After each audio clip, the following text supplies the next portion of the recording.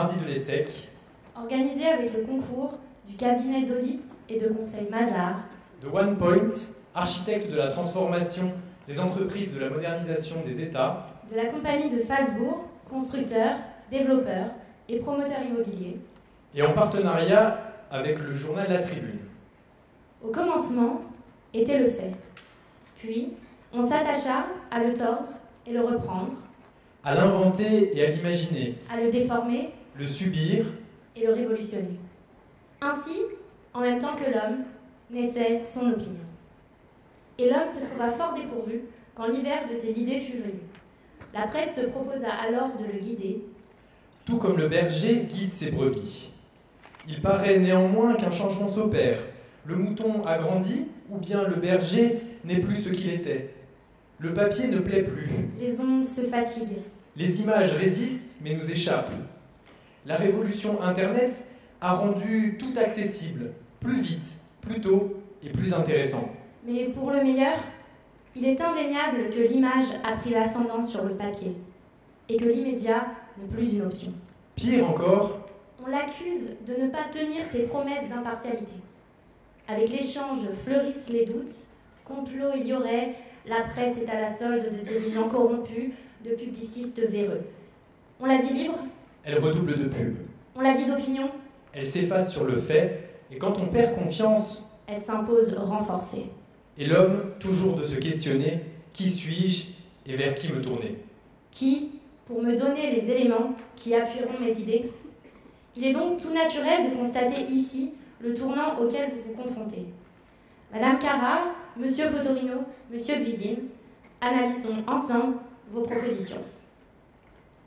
Jules Renard disait qu'un berger avec ses moutons a l'air d'une église avec son village. Courrier international, premier berger ici présent, vous tentez de guider le lecteur français à travers les méandres des news internationales.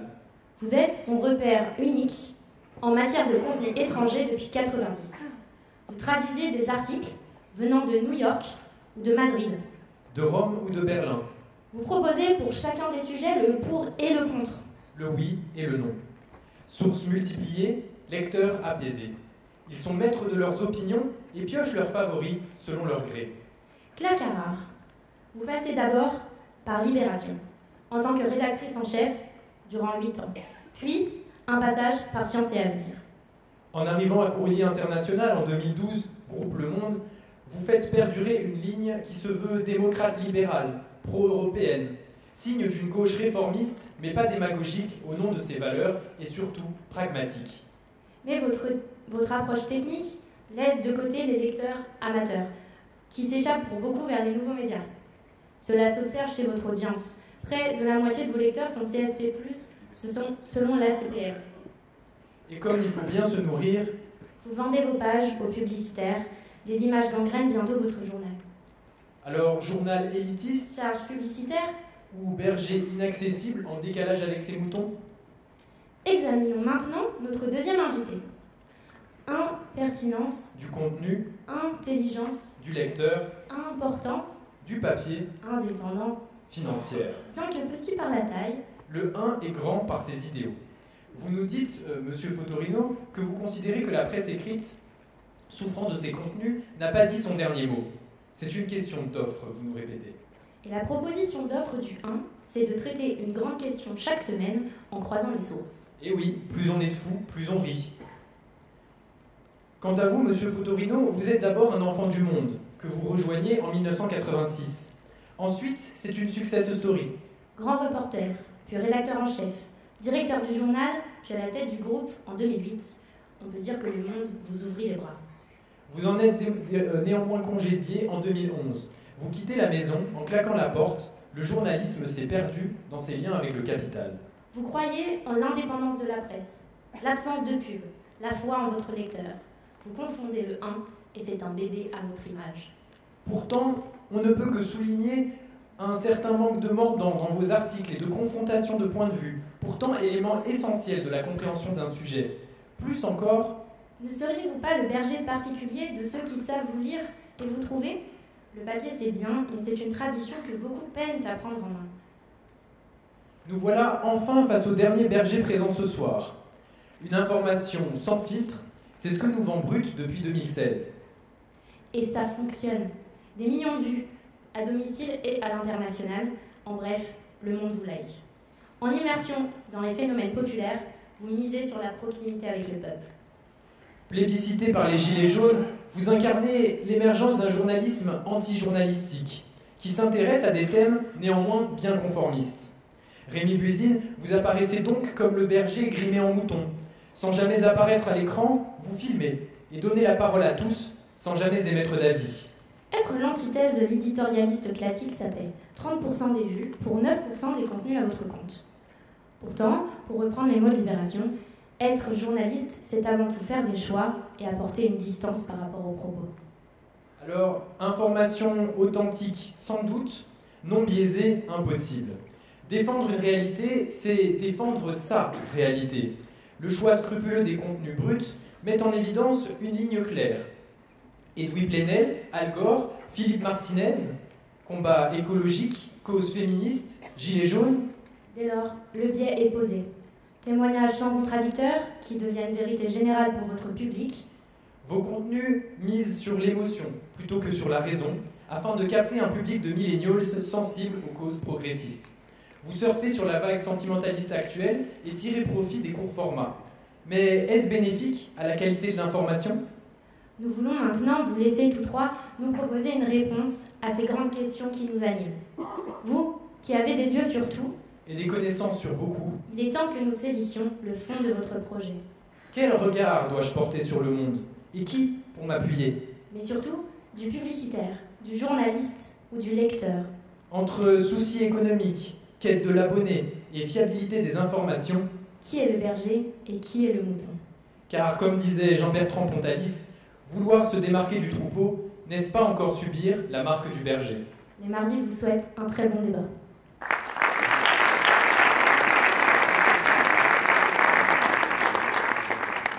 Claire Carrard, Éric Fotorino, Rémi Buzine, bonsoir.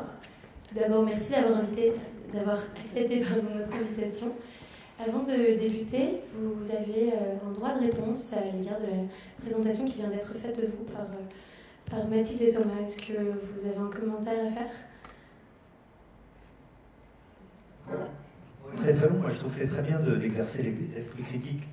Donc en général, quand on nous présente, c'est toujours un peu la brosse à reluire.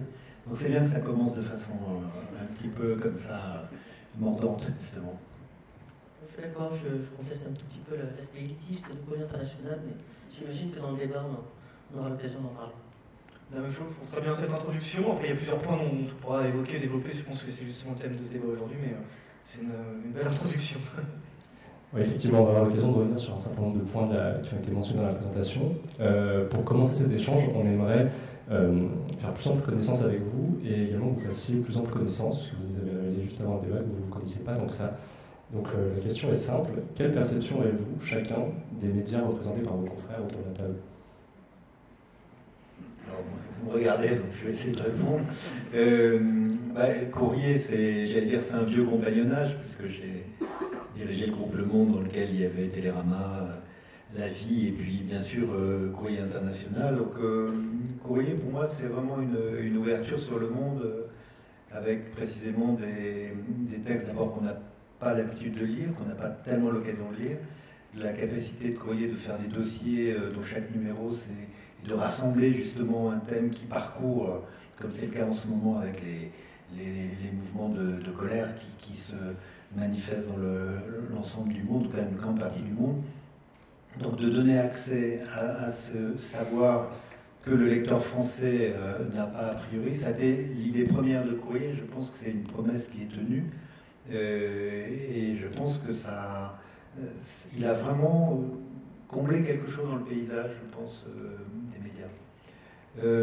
Brut, j'ai une expérience moins longue, évidemment, parce que Brut est plus récent, mais ça interroge beaucoup sur...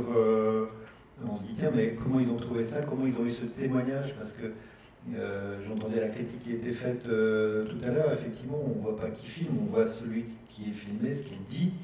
Il y a eu toute cette toute cette manière maintenant, une vidéo, vous pouvez ne pas l'écouter, vous pouvez la lire. Et je trouve que à la fois sur le fond et dans la forme alors on pourrait dire de consommation, je n'aime pas ce mot, mais en tout cas, ça nous amène quelque chose qui tient bien ce nom en 4 lettres, brut, c'est du brut. Ouais. Alors, moi, sur le 1, c'est un journal que j'adore. J'aime beaucoup il y a quelque chose qui n'est pas loin du principe de Courrier.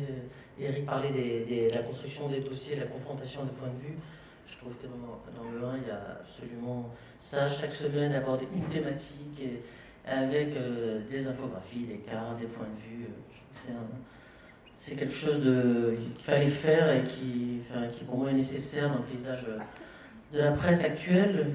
Pour Brut, ce que j'aime beaucoup, c'est je trouve que c'est très moderne, c'est quelque chose qui nous oblige à changer notre regard. Moi, je trouve qu'à Courrier International, on est dans un déplacement du regard, dans un décentrage du regard. Et je trouve que Brut, c'est aussi une autre façon de regarder le monde. Et ça ramène aussi les journalistes à envisager les choses différemment. Je pense que les journalistes, parfois, ont tendance à regarder le monde de haut. Et ce que j'aime bien chez Brut, c'est qu'on regarde à hauteur des citoyens et des gens autour.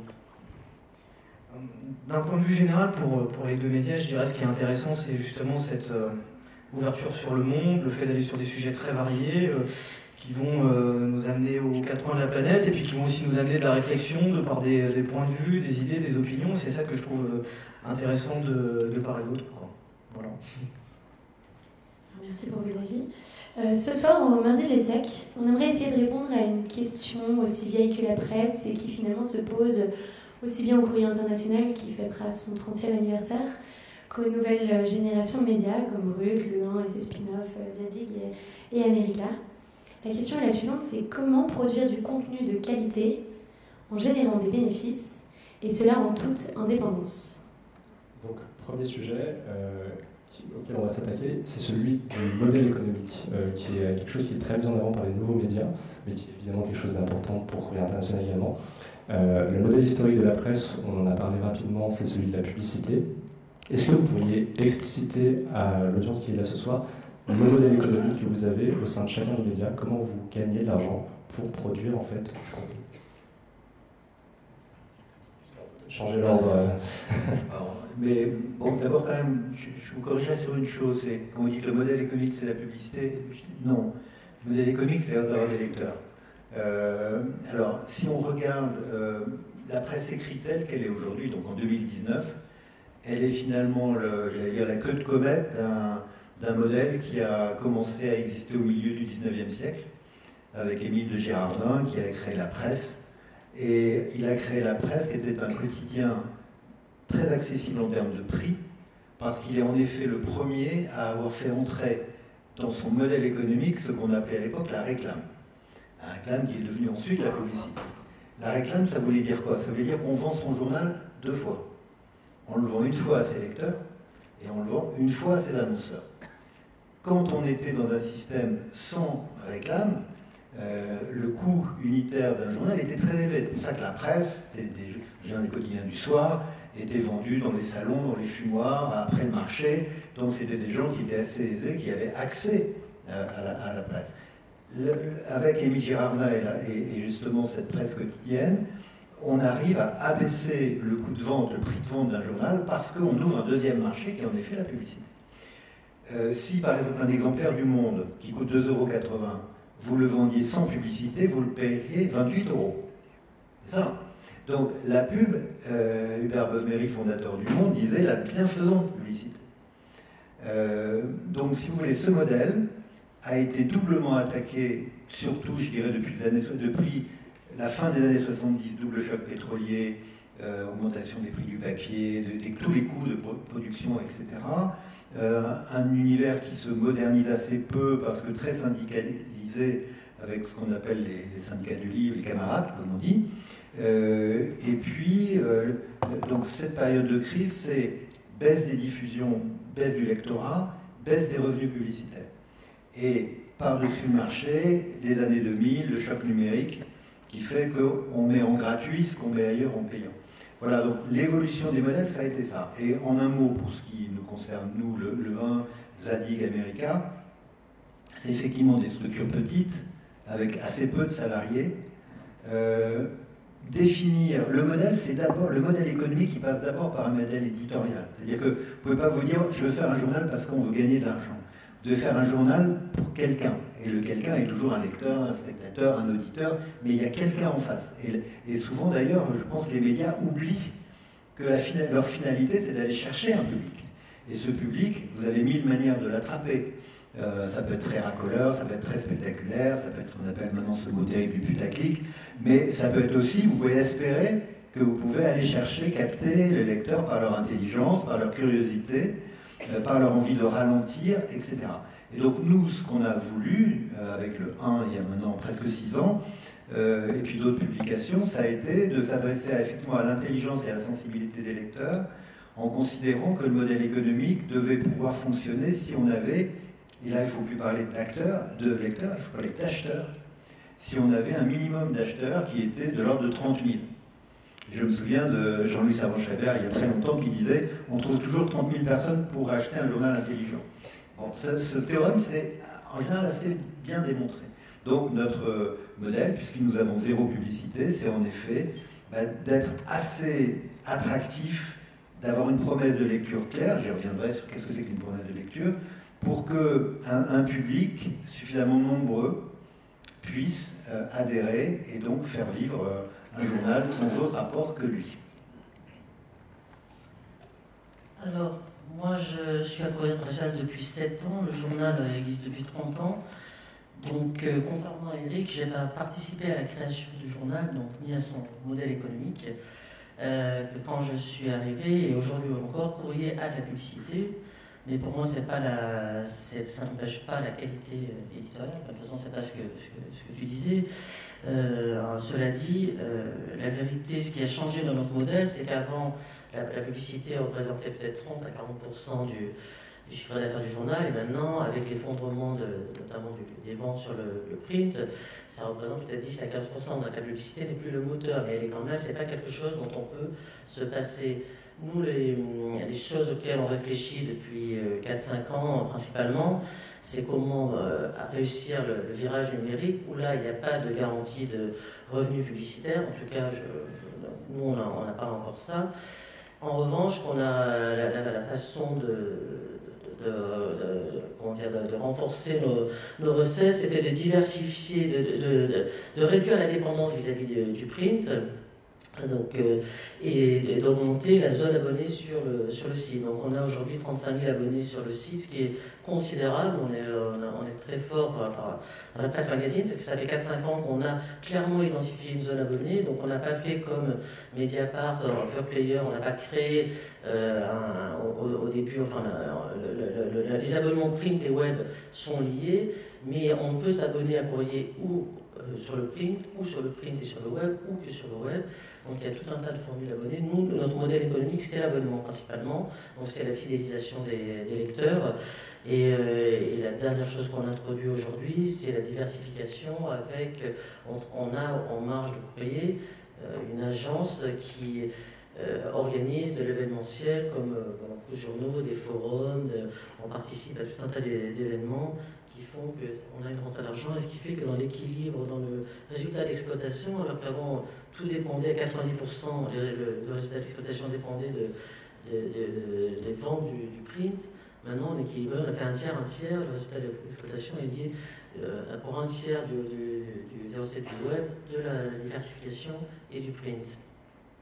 D'accord, tiens. Et vous, Rémi, concernant Brut ? Alors, moi, en tant que journaliste à Brut, je suis beaucoup moins confronté à ces questions par rapport au modèle économique, mais je pourrais quand même y venir brièvement. C'est-à-dire qu'aujourd'hui, on sexualisé, Brut existe depuis près de 3 ans maintenant. Donc, on a encore un jeune média qui existe dans 2 phases. Donc, il y a la phase de développement, où il y a eu des levées de fonds régulières pour pouvoir permettre de développer Brut, déjà en France, puis dans d'autres pays, parce que des verticales sont arrivées, déjà en France avec Brut Nature, mais aussi avec des développements à l'international, avec les États-Unis, le Mexique, qui sont faits depuis un bureau à New York, et ensuite depuis les bureaux à Paris, il y a la version du japonaise, chinoise, espagnole, voilà, je pense que j'ai à peu près tout, japonaise, je crois que je l'ai cité aussi. Donc il y a 7-8 verticales de Brut au total, et donc avec lesquelles il a fallu recruter des effectifs conséquents à chaque fois. Ce qu'on peut dire aujourd'hui, c'est que le modèle économique de Brut est rentable sur la France, mais qu'on est encore sur une phase d'investissement sur les autres pays et à la recherche du modèle économique qui est essentiellement basé aujourd'hui sur la publicité. La publicité, c'est celle que vous voyez avant les vidéos, au milieu des vidéos, dans ce qu'on appelle le brain content, où on a une équipe spécialement dédiée qui va concevoir des vidéos pour des marques. C'est ciblé même sur les réseaux sociaux. Vous voyez Brut rémunéré par telle marque, et c'est comme ça qu'on arrive à identifier ce qui est une publicité.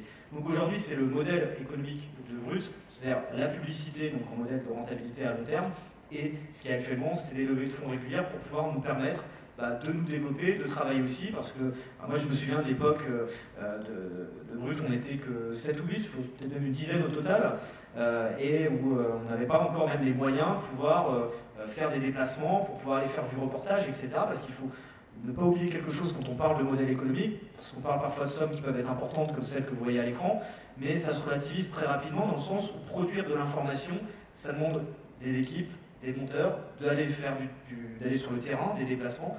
Donc les frais sont assez importants. Donc on est vraiment dans cette logique-là aujourd'hui d'investissement pour produire un produit de qualité, des contenus de qualité, et ensuite un modèle économique qui se développe pays par pays. Mais là où justement il y a un motif de satisfaction, c'est de se dire que sur la France, donc la naissance de Brut, on a la chance de pouvoir être rentable au moment où on se parle aujourd'hui, et ça c'est quelque chose qui est très, très important. Après, sur les détails d'un point de vue économique, moi c'est vrai que c'est pas quelque chose sur lequel je me consacre. Ce qui est très important moi, en tant que journaliste, c'est l'indépendance qu'on peut avoir, que ce soit même vis-à-vis des actionnaires, le fait que même si on lève des fonds vis-à-vis de tel ou tel investisseur, on ait la liberté de faire notre travail, et ça, c'est une conscience professionnelle qu'on a tous les jours, mais mon travail n'est pas d'aller voir les comptes au quotidien et de vérifier tout ce qui s'y passe. Ce qui est important, c'est que moi-même, en tant que journaliste, quand je propose un sujet ou que j'ai des idées à proposer, je ne ressens pas une pression qui vienne de ce côté-là. Et comme ce n'était pas le cas, c'est ça qui est positif, parce que ça permet d'avancer en ayant les moyens et aussi une liberté de pouvoir traiter des sujets qui nous conviennent. Sachant que je crois que le graphique qui avait été évoqué juste avant, je crois qu'il avait été fait par le confrère d'Arrêt sur Image, si je ne me trompe pas, n'est pas bon. Ouais, n'est pas bon. Voilà. D'accord, très bien. Ça c'est pour la régie. C'est pas eux, hein, parce que je pense que c'est le seul graphique qui est disponible, et je vois qu'ils l'ont fait sans véritablement nous contacter, et en plus de ça il y a eu des évolutions, parce que si on parle de la dernière levée de fonds que là vous mettez à l'écran, qui est très récente, et c'est bien justement vous l'ayez mis, c'est d'autres fonds justement que ceux qui sont évoqués sur le graphique précédent. D'accord, on aura justement pas mal l'occasion de reparler d'indépendance.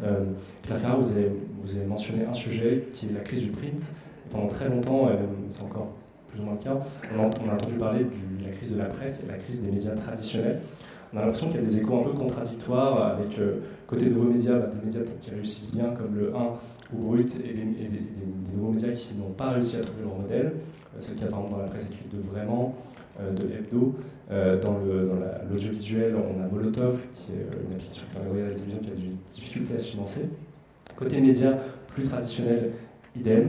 Des médias qui arrivent à tirer leur épingle du jeu, la publicité qui revient en force par exemple à la télévision, les recettes publicitaires rebondissent depuis maintenant 2 ans, et de l'autre côté des médias plus traditionnels comme la radio qui sont en grande difficulté. Vous, quel est votre regard aujourd'hui sur le panorama des médias, entre nouveaux médias et médias traditionnels? Est-ce que vous pensez qu'on arrive à la fin d'une sorte de rééquilibrage avec un nombre d'acteurs assez important, mais qui viennent en fait juste correspondre à une demande qui existe?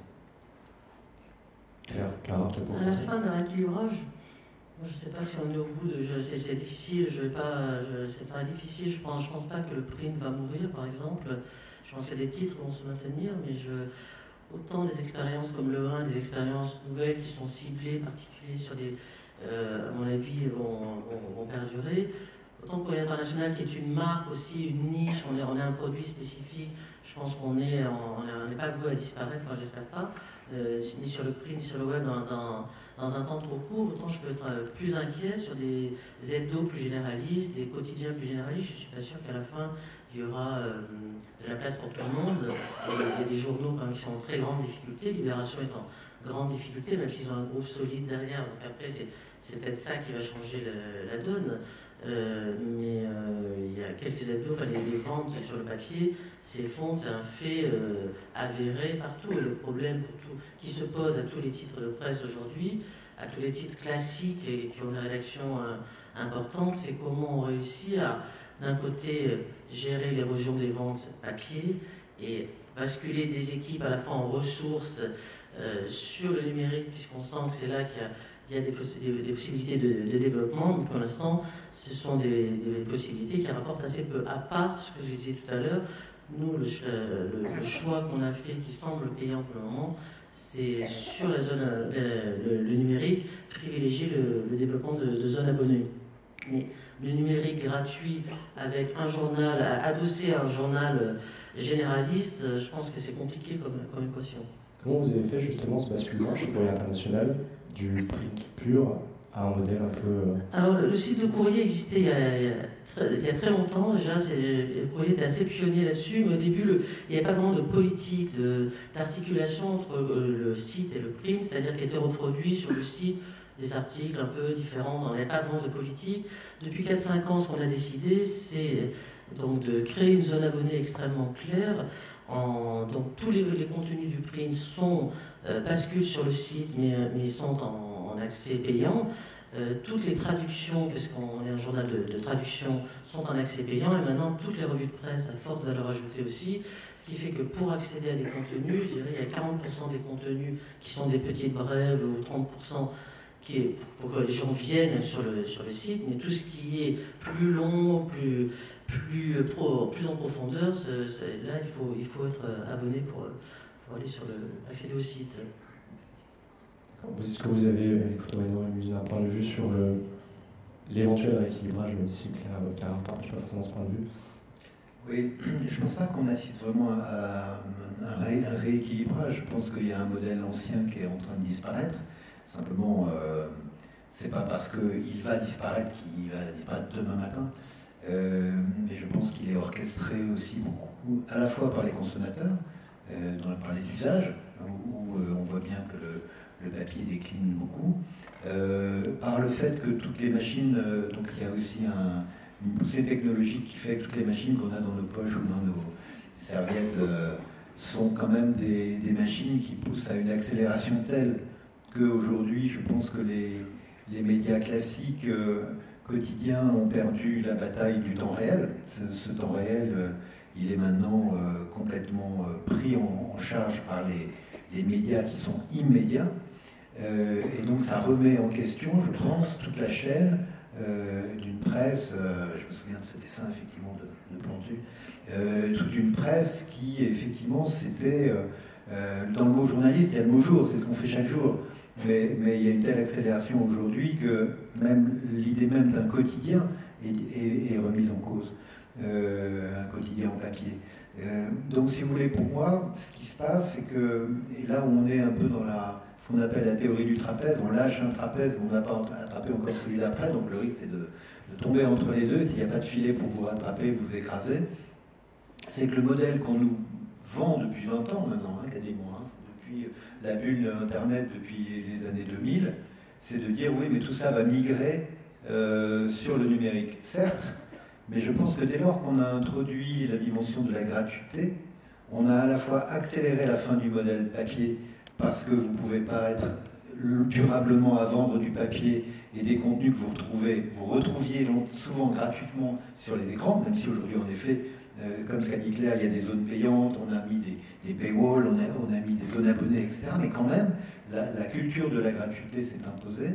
Et d'autre part, aujourd'hui, on remarque qu'il y a très peu de pure players. Le seul pure player dans l'information, on en parle souvent, c'est Mediapart, avec des abonnements, de nombreux abonnements, je crois plus de 100 000. Maintenant, il faut voir à combien ils abonnent. Et moi, je vois beaucoup de journaux qui vous accrochent à 1 euro. 1 euro pour un mois de lecture, et après ça doit passer en principe à 9 euros. Mais quelle est la rentabilité de ça? Vous savez, il y avait un grand papivore, on l'appelait, c'était un homme pas très recommandable, mais qui a fait une grande fortune dans la presse, un des rares, c'était Robert Hersant, qui disait l'indépendance d'un journal, c'est le tiroir-caisse. Ben moi, je pense qu'aucun tiroir caisse numérique ne fonctionne aujourd'hui. Donc, tous les journaux numériques, enfin tous les sites Internet, ou bien ont été rachetés, ou bien ont arrêté. Et aujourd'hui, encore, pour des grands journaux comme Le Monde, j'en ai parlé à ses responsables encore il y a quelques jours à Bordeaux, ils reconnaissent que les courbes se sont croisées entre les abonnés papier et les abonnés web, mais c'est quand même le papier qui amène le chiffre d'affaires à la main. Donc, il faut quand même voir que le rééquilibrage n'est pas encore là. Alors, on s'est rendu compte quand même qu'il y a un point commun aux trois médias, c'est une certaine innovation dans le format que vous proposez. Courrier International, à l'époque, était très innovant. Au moment de son lancement, Brut, des vidéos très courtes, comme on l'a dit, qui peuvent se lire, plus que s'entendre. Le 1, bon, un format papier, mais assez original, une grande feuille. À quel point, aujourd'hui, vous pensez qu'un média qui réussit, c'est un média qui a trouvé son format, un format innovant qui n'était pas encore forcément proposé jusqu'à maintenant? Si je prends l'exemple de Brut, ça se passe au printemps 2016, on est un an avant la présidentielle, et c'est de se dire qu'on a un constat, c'est qu'il y a de moins en moins de monde justement qui regarde la télévision, notamment les journaux de 20 heures où l'audience est de plus en plus vieillissante, et de se dire aussi quelque part, certains disaient mais c'est parce que la jeune génération n'est pas intéressée à l'actualité. Le pari des fondateurs de Brut, Renaud Levanqui, Guillaume Lacroix et Laurent Lucas, c'est de se dire bah non, en réalité, ils sont intéressés à cette actualité-là, il faut juste aller les chercher sur les supports sur lesquels ils sont aujourd'hui. Donc l'idée de Brut, ça a été justement de se lancer, il y a 3 ans maintenant, en novembre 2016, sur les supports sur lesquels la jeune génération peut se trouver, donc c'est-à-dire sur Facebook, Twitter, et puis par la suite développer des formats sur Instagram, YouTube et Snapchat, où on a pu, avec le temps, en développant nos équipes, avoir des formats adaptés sur chaque support, sur des sujets sociétaux de l'actualité du quotidien. Et de par certains événements d'actualité, le développement de Brut a avancé, notamment la présidentielle 2017 a été un très bon vecteur de développement pour Brut, et on a vu que le public jeune était intéressé par ces formats-là. Après, c'était aussi une écriture à trouver. On parle justement, vous évoquiez le fait que les vidéos sont sous-titrées. C'est aussi s'adapter aux habitudes de consommation des nouveaux usages. On sait que par exemple sur les réseaux sociaux, vous êtes nombreux, je pense dans la salle, à regarder les réseaux sociaux, ça se trouve peut-être même maintenant, mais vous ne pouvez pas mettre le son. Donc du coup, vous regardez discrètement, et le fait qu'il y ait un sous-titrage, là, ça vous permet de regarder les vidéos en toute discrétion, parfois au lieu d'écouter la conférence, ou au travail, ou dans le métro, ou autre, parce qu'on n'a pas toujours les écouteurs. Et ça, c'est aussi s'adapter aux nouveaux usages de consommation, de l'information sur les nouvelles plateformes.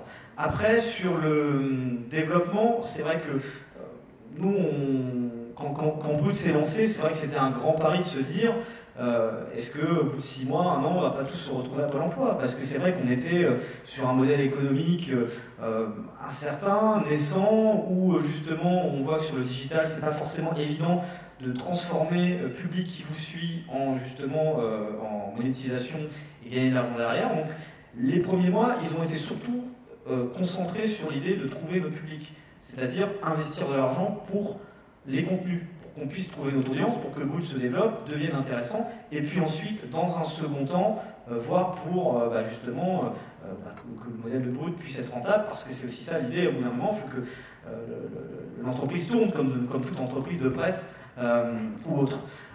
Après, la réflexion d'un point de vue global, pour rebondir un peu à ce qui était évoqué précédemment, c'est de se dire qu'on a une évolution des usages, mais aussi au niveau de la publicité, c'est pas forcément évident de l'adapter. Il y a ce modèle du gratuit justement qui est arrivé, qui a été un peu la norme pendant plusieurs années, et on a parfois du mal maintenant à refaire basculer les gens sur un modèle payant. On le voit d'un point de vue général, notamment sur la presse papier qui investit le digital. Pendant de longues années, il y a eu l'idée, on va essayer de créer une audience sur le digital avec une audience gratuite, et puis après, comme les gens se sont habitués à consommer de cette façon-là, quand on leur dit de passer la carte bancaire la fois d'après, c'est un peu compliqué. On voit aujourd'hui dans les commentaires, par exemple, quand il y a des partages d'articles sur les réseaux sociaux de plusieurs médias, quand parfois il faut même, ne serait-ce que parfois s'inscrire, même pas payer, il y a, non, moi ça fait 10 ans que je consomme comme ça, donc c'est des habitudes de consommation qui ne sont pas évidentes parce qu'on leur a donné une habitude de consommer l'information de cette façon-là.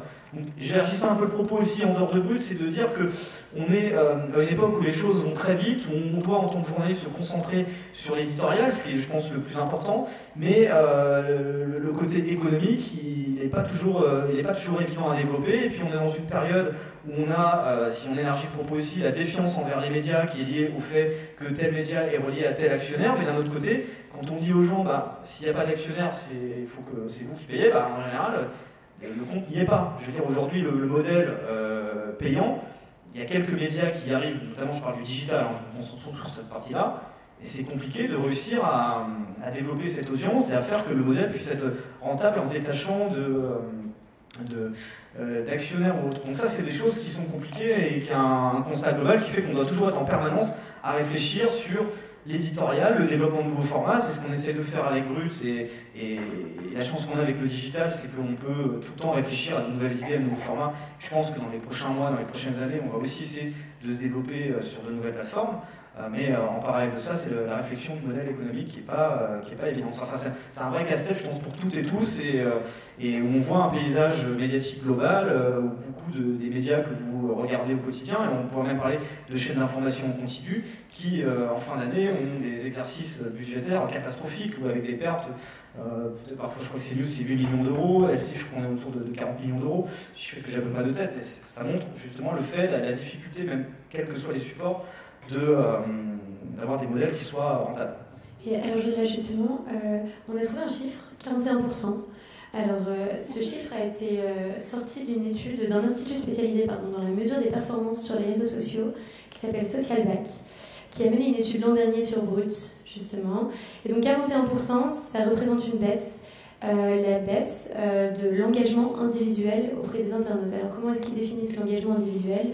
C'est le nombre de fois où une vidéo a été vue, commentée, partagée, etc. Alors, on voulait vous interroger par rapport juste à ce que vous venez de dire. Alors, on se demandait si, finalement, Brut n'allait pas devoir en permanence réinventer son format, étant donné que, comme vous venez de le dire, Brut s'adapte en permanence à ses auditeurs, pour prétendre à une réussite pérenne. Alors, sans vouloir mettre en cause les chiffres, voilà, parce que au niveau du taux d'engagement aujourd'hui, je pense qu'on a encore réussi à le développer, et on voit par exemple sur l'algorithme, je prendrais par exemple l'algorithme de Facebook aujourd'hui est basé sur l'engagement. Qu'est-ce qui fait qu'une vidéo apparaît dans votre fil d'actualité? Parlons franchement, par exemple, la page Facebook de Brut aujourd'hui, il y a 3 millions de personnes qui la suivent. Mais à chaque fois qu'on poste un contenu, les 3 millions de personnes ne reçoivent pas la vidéo. Vous avez un Facebook distribue la vidéo à un petit panel de personnes qui ont l'habitude de suivre Brut, et en fonction du taux d'engagement sur la vidéo, va la distribuer à plus de monde derrière. Alors évidemment les partages, parce que quand vous partagez sur votre mur, vos amis ont la vidéo, mais les commentaires aussi, plus les gens commentent, partagent, plus la vidéo va être distribuée dans les flux d'actualité des gens. Et vous avez aussi un autre côté qui est utilisé, c'est la durée de visionnage. On voit aujourd'hui que Facebook privilégie des durées de visionnage de plus en plus longues, c'est-à-dire l'engagement, ce n'est pas que le commentaire et le partage, c'est aussi le fait de regarder la vidéo. Si par exemple sur une vidéo de 2 minutes 30, vous en regardez 2 minutes, Facebook va considérer qu'il y a un engagement personnel d'avoir consacré du temps à cette vidéo-là aujourd'hui.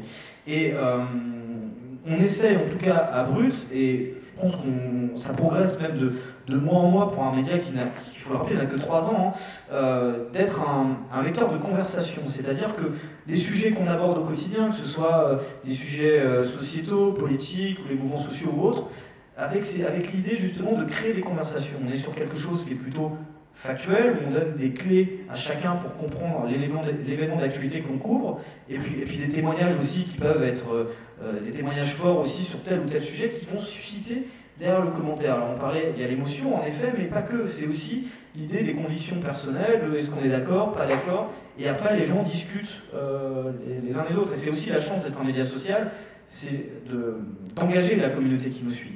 Les réseaux sociaux, si on ne pense pas à engager les gens qui suivent le média, ce serait une erreur gravissime. Donc on fait en sorte qu'ils puissent s'engager, et on fait aussi en sorte de les écouter. C'est-à-dire que les commentaires, on les lit, on écoute, on se remet en question de façon permanente. D'ailleurs, le travail de journaliste, pour moi, c'est une remise en question quotidienne du travail qu'on peut faire, et notamment, de par les commentaires, les feedbacks qu'on peut avoir en temps réel. Moi-même, par exemple, sur mes lives, je suis confronté en temps réel avec les commentaires des internautes.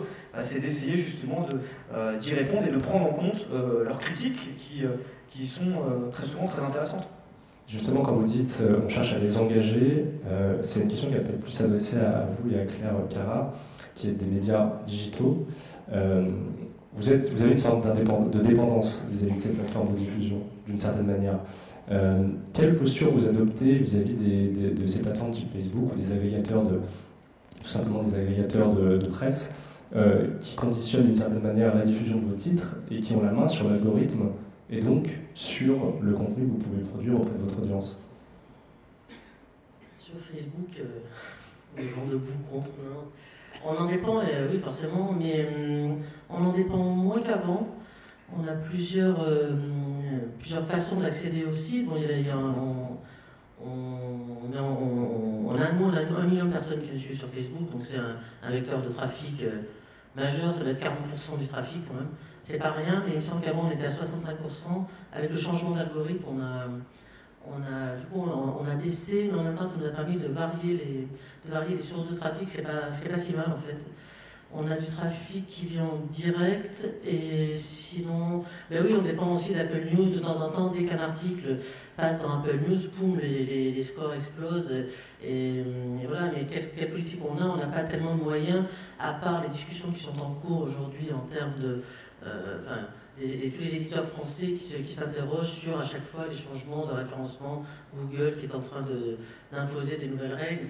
Pour l'instant, soit on agit groupé avec tous les titres de presse, soit si on part chacun face au GAFA, on n'y arrivera pas. Mais pour l'instant, on n'a pas d'autres... moi, j'ai pas de... On s'inscrit, on fait ce que font les autres journaux, on est dépendant partiellement de Facebook, d'Apple, Google. Il y a 80%.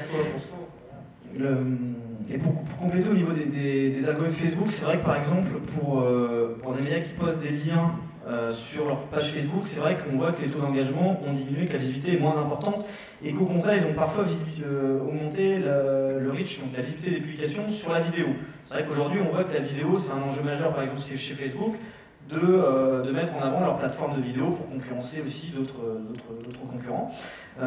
Nous, on essaye aussi de se dire justement de se différencier, c'est-à-dire que c'est sûr que je pense que dans les premiers mois et au tout début, il y avait une grosse dépendance, je pense, par rapport à Facebook, et plus le temps passe, plus on essaye aussi de se diversifier au niveau des plateformes. C'est-à-dire qu'aujourd'hui, on a des équipes dédiées sur Twitter, sur Instagram, sur YouTube, sur Snapchat, avec des formats qui sont dédiés à chacune de ces plateformes. Donc on a des équipes dédiées qui écrivent chaque jour des sujets parce qu'on sait que par exemple sur Snapchat, on a un public qui est encore plus jeune, on va plus être sur la culture, sur le divertissement, sur le sport. Par exemple sur Facebook, on a une audience qui va être peut-être plus engagée sur les sujets sociétaux de la vie courante ou politique. Donc de s'adapter à chaque plateforme. Et puis aussi de sortir du tout réseaux sociaux, c'est-à-dire qu'on a développé cette dernière année une application sur App Store et sur Android, donc qui a connu un développement assez important. Elle est sortie il y a quelques mois maintenant. On a eu la chance aussi d'en avoir une visibilité parce que Brut coproduisait l'émission Pour la Terre sur France 2 où l'application servait aux personnes pour voter en direct sur les sujets de l'émission.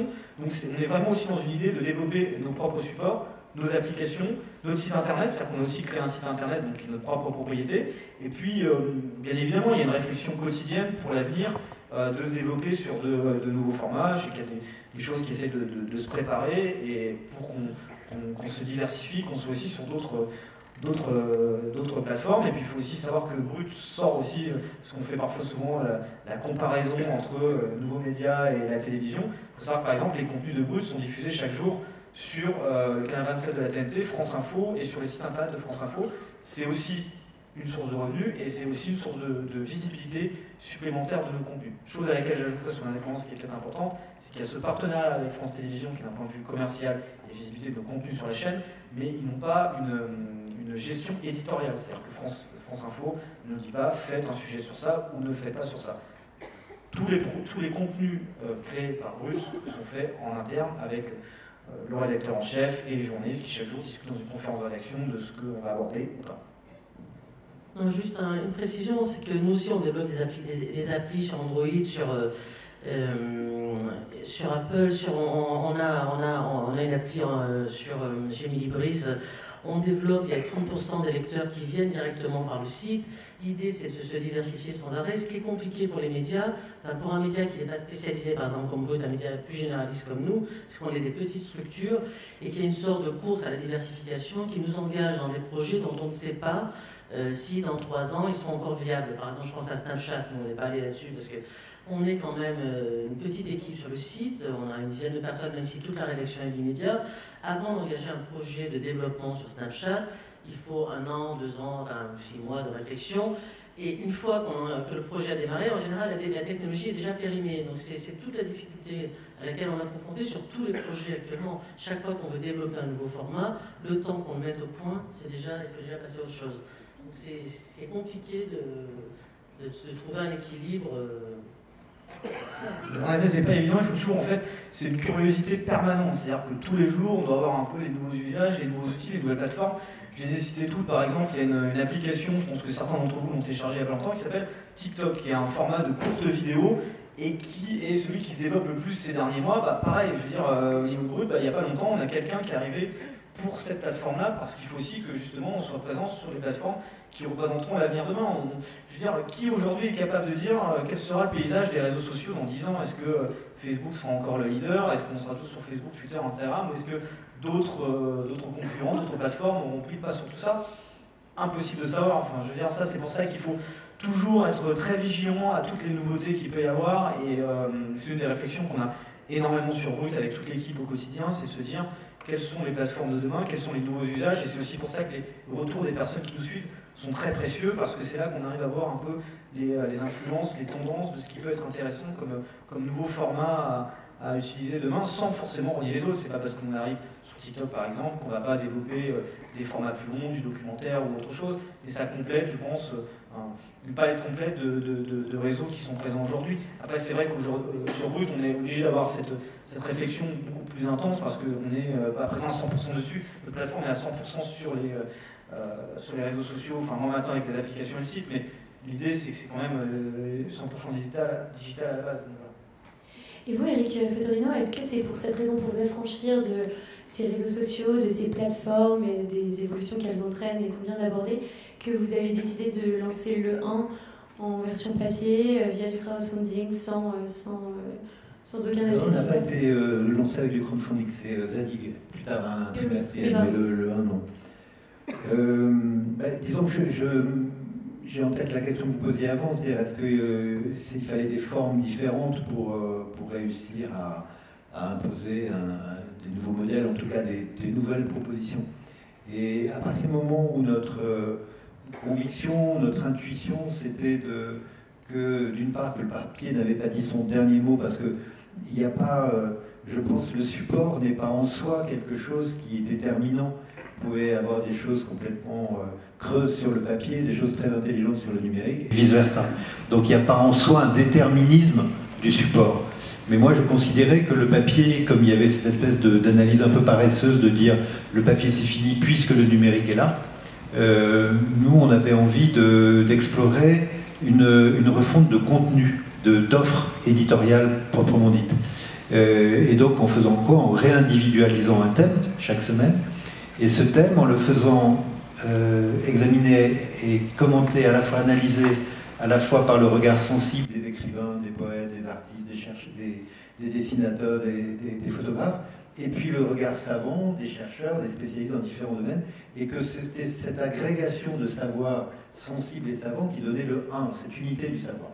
Donc à partir de là, c'est vrai que être présent, d'avoir une rédaction dédiée sur un site, pour nous n'avait pas beaucoup de sens dès lors qu'on était sur un schéma payant, on a un peu cassé les codes, je veux dire par là que quand vous faites un sujet par semaine, ça n'existe pas, sauf que ça s'appelle un hors-série. Mais faire un hors-série chaque semaine avec un thème où le lecteur finalement ne sait pas d'une semaine sur l'autre de quoi vous allez lui parler, a priori c'est impossible de fidéliser les gens. Pourquoi on les a fidélisés? Parce qu'ils ont compris qu'il y avait là une proposition de lecture qui l'emportait sur le sujet. C'est-à-dire ce que je viens de dire, c'est-à-dire une seule feuille, pas de publicité, et puis une alchimie de savoir. Donc le numérique, bien sûr qu'on l'a utilisé. Il y a un site du monde.fr, du 2.fr dès le début. Du monde.fr, ça c'était avant. Eh bien, le 1.fr, pour nous c'est une boutique, c'est une super boutique. Si on met des kiosques, on pourra le trouver une fois par quartier dans la rue, mais quand on l'est sur le numérique, ça veut dire qu'on peut le trouver partout. Donc pour nous, 90% de nos abonnés, on en a 20 000, s'abonnent par la boutique du 1. Donc, si vous voulez, on a fait un peu la prise de judo, c'est-à-dire aller chercher les outils numériques les plus puissants ou les plus agiles pour vendre du papier. Donc, c'est ça qui a été un peu notre manière de faire. Maintenant, c'est vrai qu'on a Facebook, on est sur Twitter, on est sur Instagram. J'ai une jeune équipe qui est évidemment très pointue sur tout ça. Mais pour nous, si vous voulez, la forme qu'on a choisie faisait que, par définition, tous ces réseaux ne servent qu'à faire une chambre d'écho à ce que nous faisons. On est beaucoup... comme disait Rémi Buzine à propos de France Info Télé, nous on a une émission tous les mercredis, c'est demain soir à 22h, tous les mercredis, ça s'appelle Ouvrez le 1, et donc avec des invités qui ont soit participé au 1, certains ont participé, d'autres pas, et on va parler du sujet tel qu'il est traité. Donc ça c'est une émission qui est diffusée en direct, qui ensuite fait l'objet de replay, et c'est assez important pour nous. Et c'est vrai qu'on a beaucoup de revues de presse, France Inter, Europe 1, Radio Classique, France Culture, qui crée comme ça une sorte de halo chaque semaine, parce que faire un hebdomadaire, ma voisine le sait, c'est quelque chose, ça revient vite, hein, on croit que c'est lent, mais non. Moi qui étais dans un quotidien, je pensais que c'était plus lent que ça. Non, ça revient très très vite. Et il faut justement, face à ce déluge d'immédiateté, il faut arriver à trouver des aspérités dans l'actualité. Moi, je dis souvent, je fais des journaux d'inactualité. Bien sûr, il y a un lien avec l'actualité. Et quand je dis ça, c'est une petite provocation pour dire que l'actualité, souvent, nous détourne de l'essentiel. Et donc, ce qui est important, c'est plus les événements structurels qui font avancer l'époque, qui la structurent, qui lui donnent sa couleur, qui sont intéressants d'analyser, même s'ils ne font pas les gros titres de l'instant. Voilà, donc du coup, tous ces réseaux sociaux, bien sûr, on est présent, mais ils ne sont pas déterminants, comme les médias, comme mes amis sur Brut ou sur Courrier International, parce qu'on est dans un autre type de proposition. Alors vous avez parlé de contenu, outre les plateformes et la publicité, on sait aujourd'hui que Le Parisien aujourd'hui en France et Les Échos appartiennent à LVMH, Le Monde et Courrier International par la même appartient à Xavier Niel et Mathieu Pigasse, Le Figaro au groupe Dassault et Libération au groupe Altis de Patrick Drahi. Et l'Express d'ailleurs. Oui, pour donc continuer sur cette question de contenu, comment, alors pas avec le 1, mais peut-être avec votre expérience passée, et d'ailleurs Claire Carrard, vous pouvez nous en parler également, comment est-ce qu'on peut garantir l'indépendance de sa ligne éditoriale et de la rédaction lorsque on a des industriels avec leurs intérêts qui ne sont pas que économiques dans la société, à son capital? Sur notre bonne foi, c'est compliqué comme question. Moi, j'ai travaillé dans plusieurs titres, à Libération, qui était à l'époque propriété de Rothschild, je crois.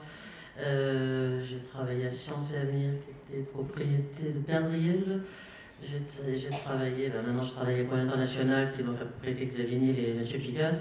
J'ai jamais eu à avoir une intervention. Enfin, j'ai l'impression que c'est un fantasme, l'indépendant, mais il y a peut-être des journaux, ça existe. En tout cas, moi, tous les journaux où j'ai travaillé, jamais j'ai vu un actionnaire débouler en interdisant un article, en relisant. Ça m'est jamais arrivé personnellement.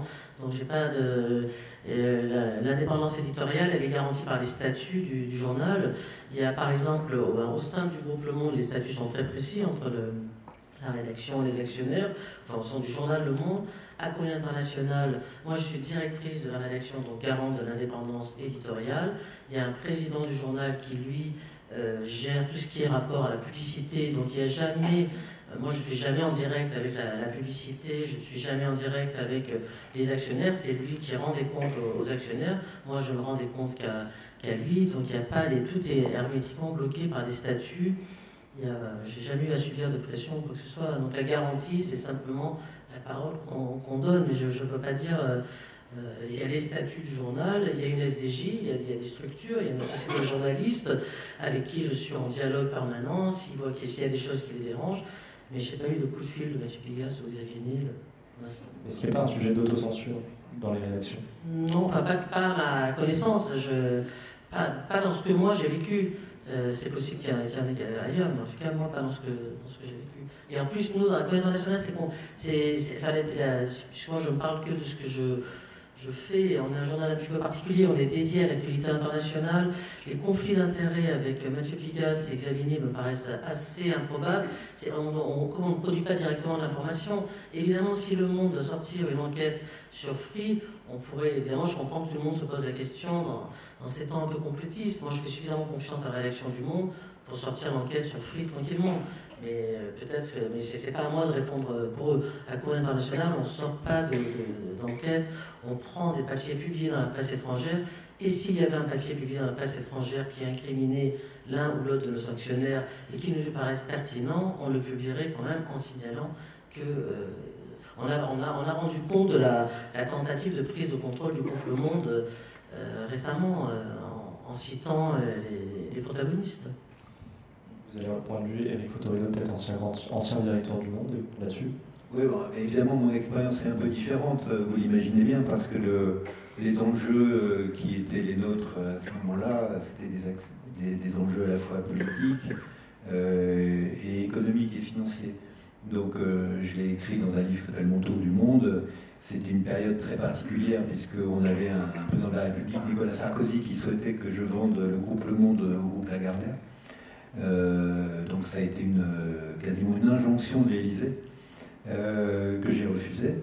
Et la conséquence a quand même été importante dans la mesure où c'était une période où, vous savez, quand un journal a une imprimerie, ça veut dire qu'il a un centre de coût, c'est pas un centre de bénéfice. Et nous, on avait neutralisé ce centre de coût en imprimant 3 journaux, essentiellement, qui étaient le Direct Matin de Vincent Bolloré, c'était le JDD d'Arnaud Lagardère et c'était Les Échos de Bernard Arnault. Et donc, après mon refus assez net de vendre Le Monde au groupe Lagardère, ces 3 clients de l'imprimerie se sont désengagés de l'imprimerie en 3 semaines.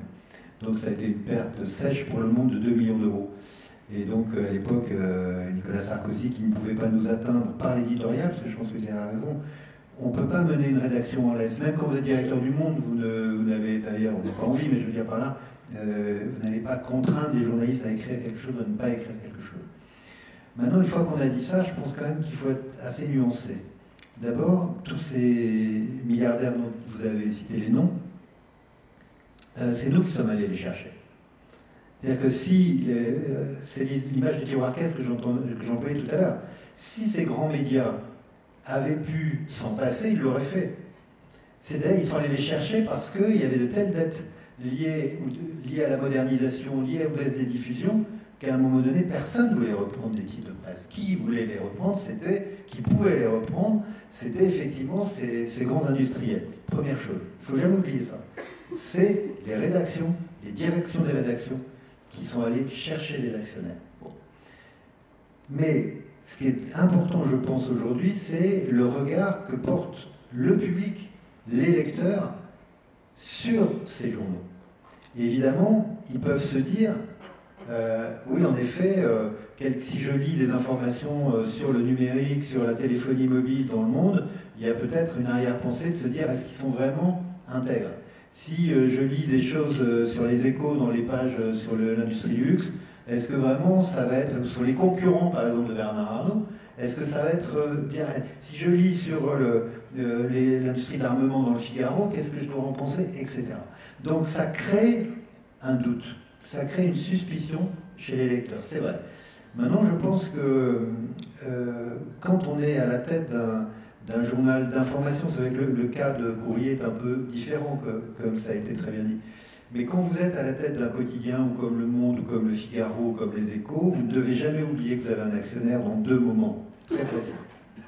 Le premier moment, c'est une élection majeure. Donc en France, c'est l'élection présidentielle. Donc là, tous vos actionnaires, même si vous croyez qu'ils dormaient, ils ne dorment pas.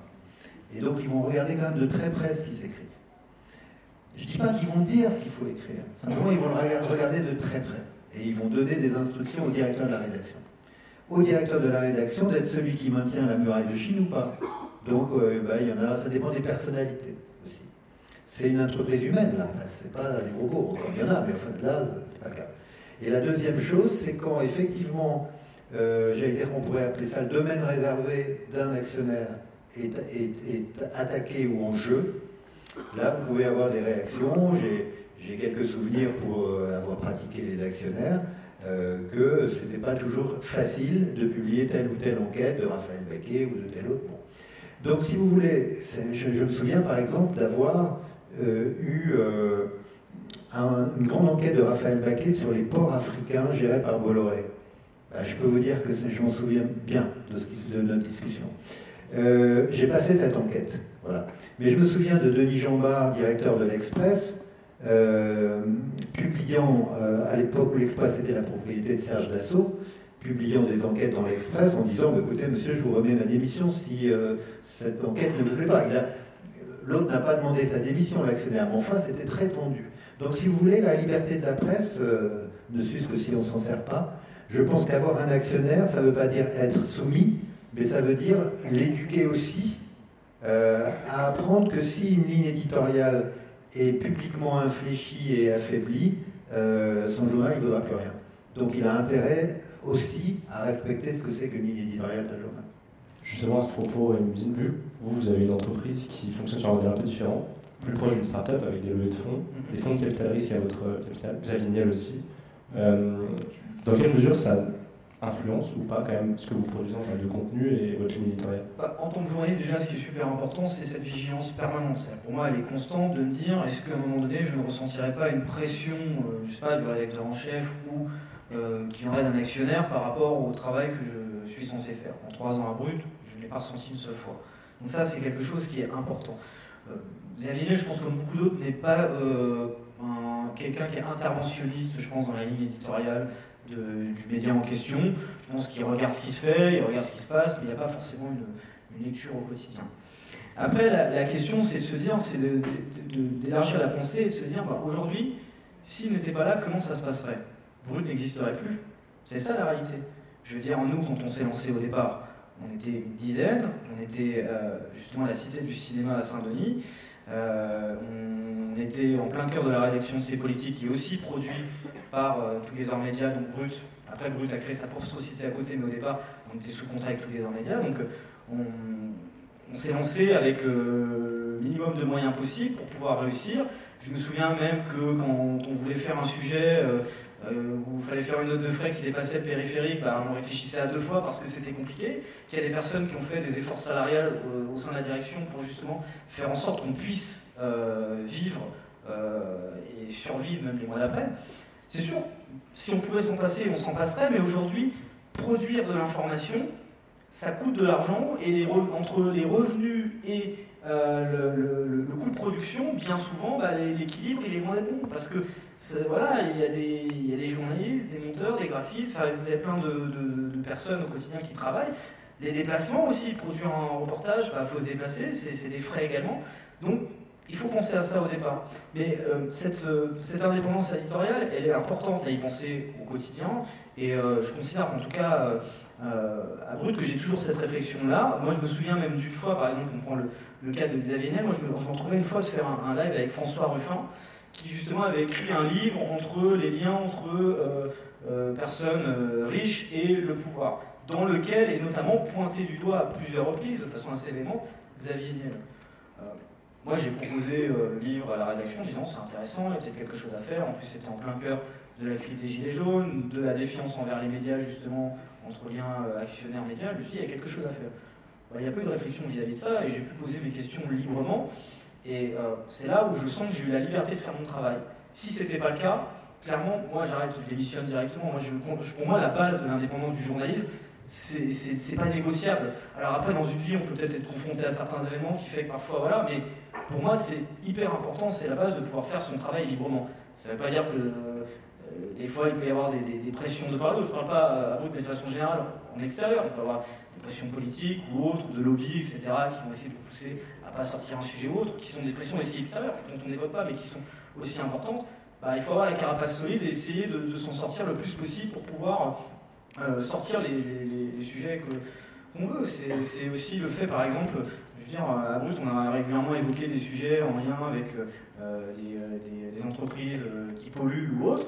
Il faut qu'on puisse faire ce travail en dehors de toute pression, qu'elle soit d'actionnaire premièrement, mais aussi des pressions extérieures. Donc ça, c'est important. Je sais que dans les rédactions, ça s'organise. On a ce qu'on appelle des SDJ, qui sont les sociétés de journalistes qui justement se réunissent en collectif pour justement préserver l'indépendance. Parce que l'idée, c'est pas simplement que le journaliste monte au front et se retrouve confronté du journaliste avec son rédacteur en chef ou autre, mais qui est un collectif qui puisse prendre la parole au cas où.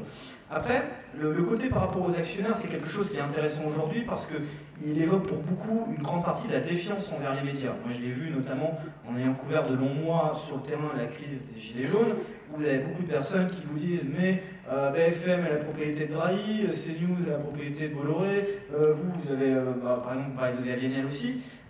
Ça passe parfois par le terme de fantasme, moi je trouve intéressant aussi, mais il a développé sur l'idée de se dire que c'est parce que parfois on a créé une certaine forme d'opacité dans nos rédactions. Dans le sens où c'est vrai que moi je considère que quand on est journaliste, on travaille pour ceux qui nous suivent. Je veux dire, notre travail, notre contenu, il est adressé à nos lecteurs, à ceux qui nous écoutent ou qui nous regardent. Et ce qui est important derrière, c'est de leur expliquer la fabrication de l'information. Quelle est la chaîne hiérarchique? Pour nous, c'est tout simple de se dire, il y a un rédacteur en chef qui décide, qui dit on fait ça, on fait pas ça, on prend tel angle ou pas tel angle. Qu'est-ce qu'une conférence de rédaction, par exemple, où les journalistes se regroupent pour proposer des sujets, où on va valider ou pas un sujet? Pour nous, c'est notre quotidien, mais pour le grand public, ils ne le savent pas forcément. Eux, ils voient le produit fini, entre guillemets. Ils voient le résultat du travail, l'article, la vidéo ou autre. Et c'est vrai que pour passer parfois au-dessus de cette défiance envers les médias, il y a aussi cette idée de pouvoir ouvrir peut-être plus nos rédactions, de pouvoir expliquer plus comment on travaille au quotidien. Et ça peut permettre, je pense, de passer au-dessus certaines idées reçues, des liens qu'il peut y avoir entre actionnaires et journalistes. Et aussi le point de ne jamais faire de généralité. C'est sûr que oui, il y a eu des situations où des actionnaires, d'un point de vue général, il y a eu on sait tous, il y a eu des moments où des actionnaires sont intervenus pour censurer tel documentaire ou autre. On n'a pas l'exemple, mais on a tous pris connaissance de cela, même dans certains médias. Mais il ne faut pas en faire une généralité. C'est-à-dire, c'est pas parce que vous avez un cas précis que l'ensemble des médias subissent cette pression au quotidien. Donc, expliquer notre travail, c'est un point qui est important. Être vigilant en tant que journaliste pour éviter ce type de pression. Et puis voilà. Juste pour compléter, moins que le coup de fil d'un actionnaire qui ne serait pas content d'un sujet, ce qui menace la presse et sa crédibilité, c'est l'évolution plutôt des formats publicitaires. Ça, on y est confronté tous les jours. C'est-à-dire, avant, les formats publicitaires étaient totalement différenciés des contenus éditoriaux. Ce que fait la pub maintenant sur le print comme sur le web, c'est de créer des formats qui donnent à croire que les rédactions ont participé à ces produits. Et donc, du coup, là, il y a de la confusion. Et à mon avis, c'est plutôt là-dessus, au jour le jour, que se joue notre crédibilité. Parce qu'on est là, pour le coup, dans une bataille quotidienne, engagé pour vraiment différencier ces formats, parce que sinon ça s'apparente. On pourrait croire qu'un dossier qui paraît dans le Courrier international de 6 pages, qui est entièrement réalisé par la publicité, a été réalisé par la rédaction. Là, moi, ça me pose des problèmes. Donc là, il y a des dialogues. Et sur le site, sur les sites, c'est la même chose. Il y a des vidéos, des nouveaux formats qui font penser qu'il y a des contenus sponsorisés, ce qu'on appelle les contenus sponsorisés. On pense que c'est les rédactions qui les ont faits. Moi, ça me pose davantage de problèmes. Je ne voudrais pas le dire pour nos annonceurs et pour notre modèle, mais c'est plus compliqué. Mais nous, on est extrêmement vigilants là-dessus, parce que après, on pense que c'est les journalistes qui ont cautionné, qui ont écrit ce genre d'article, et ça me pose un problème, parce que c'est pas du tout l'exigence journalistique qu'on a d'habitude. Vous avez recours brut et Courrier international, donc pour être clair, à la publicité dite native du contenu éditorial, mais qui en fait derrière cache un partenariat avec une marque. Non, nous c'est clairement identifié, mais c'est en tout cas, il y a des contenus qui essaient de ressembler de plus en plus à des articles. Nous, on a des limites, on a des verrous, mais c'est la tentation dans toute la presse. Moi, je ne sais pas, il n'y a pas de pub à voir, mais dans tous les journaux, sur tous les sites, c'est la bataille actuelle la plus importante. Et c'est compliqué de dire non à un annonceur qui propose un produit ultra sophistiqué, qui peut rapporter beaucoup, mais l'exigence, c'est d'être le plus proche possible de l'identité du journal ou d'une marque. Et ce qui est important par rapport à ça, c'est que ça doit bien être cloisonné. C'est-à-dire que par exemple, la Brut, les journalistes, moi en l'occurrence, et les autres, on ne participe pas à l'élaboration de ces contenus commerciaux.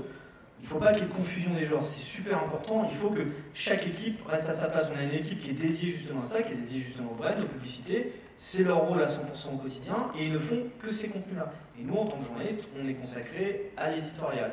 Et le deuxième point qui est important, c'est la signalétique, c'est-à-dire que Il faut que la personne qui regarde le comprenne de façon immédiate qu'elle est confrontée à un contenu publicitaire. C'est vrai qu'il y a eu des reproches qui ont été faits à juste titre d'un point de vue global, en disant voilà, ce contenu c'est un contenu publicitaire, mais en fait on ne le voit pas en arrivant sur l'article, on le voit à la fin. Ça peut être problématique. C'est vrai que là par exemple, on a le jeu des publicitaires, voilà, masqué au maximum. Et par exemple, on a vu sur Facebook par exemple, nos contenus commerciaux, là on a cette chance, c'est que Facebook aujourd'hui permet de signaler de façon immédiate. C'est-à-dire que quand vous voyez brut avec marqué rémunéré par, vous avez le nom de la marque qui est en dessous, et vous avez même aujourd'hui des signalétiques qui permettent de comprendre quelle est la marque derrière. On peut même regarder, quand on regarde les mentions de la page, les investissements globaux en termes de publicité, les publicités qui ont été sponsorisées, celles qui ne le sont pas aujourd'hui. Il y a une transparence qui est quand même beaucoup plus importante. Il y a quelques années, tout le monde faisait ce qu'il voulait, on pouvait sponsoriser n'importe quel contenu. Aujourd'hui, il y a une traçabilité qui est quand même importante.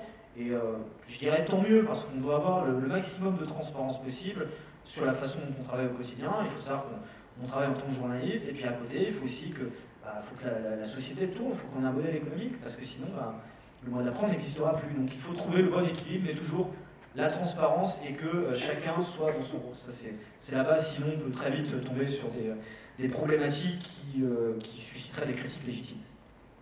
Donc indépendance de la publicité, des plateformes de diffusion, actionnariat également. On aimerait passer à un moment un petit peu plus léger, mais qui va aussi permettre d'amorcer un autre temps du débat. Je vous propose de faire une pause et de passer au traditionnel petit jeu des mardis. Juste avant, on va poser une question à notre public, un peu interactive, qui permettra d'alimenter notamment la fin du débat avec vous. Donc je vous invite à vous rendre sur Slido via les instructions que vous pouvez voir sur la slide que vous avez en haut. Et on va vous poser une question à vous dans l'audience qui est la suivante. Ça permet à nos invités d'avoir ça en tête pour la fin du débat. Faites-vous davantage confiance aux nouveaux médias qu'aux anciens? Donc voilà, je vous invite à rejoindre le canal de Slido pour voter là-dessus. On passe au petit jeu. Donc le traditionnel petit jeu des mardis. On va vous poser quelques questions à choix multiples et vous nous dites, vous répondez à ces questions. C'est un peu autoritaire. Alors, on n'a pas encore trop parlé politique. On va voir si vous connaissez bien ce qu'ils pensent des médias. Qui a dit « Nous n'avons pas d'autre adversaire concret que le parti médiatique. Lui seul mène bataille sur le terrain en inculquant chaque jour la drogue dans les cerveaux. » Est-ce que vous avez une idée, à nouveau ? Il y en a beaucoup en fait qui pourraient sortir cette phrase-là. Surtout on l'a vu avec la dernière présidentielle notamment, où les attaques des politiques envers les médias, c'était devenu la cible. On l'a vu, je pense que c'était précurseur aux États-Unis avec Donald Trump qui a tout de suite attaqué les médias de façon très frontale. Et ça c'est ensuite, je pense, c'est venu ensuite en France. C'est pas Mélenchon, non? Oui, c'est Mélenchon. Qui a dit « Les médias français sont totalement narcissiques » ? Un étranger alors? Pas forcément. Non. Non. Emmanuel Macron. Il était étranger aussi. Enfin, dans cette série, qui a dit « J'accuse les médias d'être au service du pouvoir, de propager l'ignorance et de maquiller le savoir ».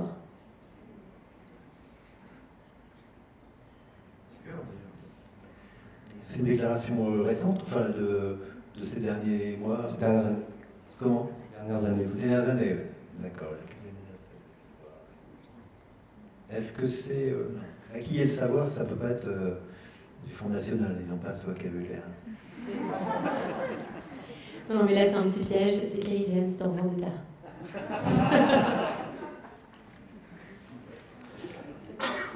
On reste dans la philosophie moderne avec une question avec lequel de ces philosophes indépendants, puisque c'est quelque chose qui vous tient à cœur, vous sentez-vous le plus en phase?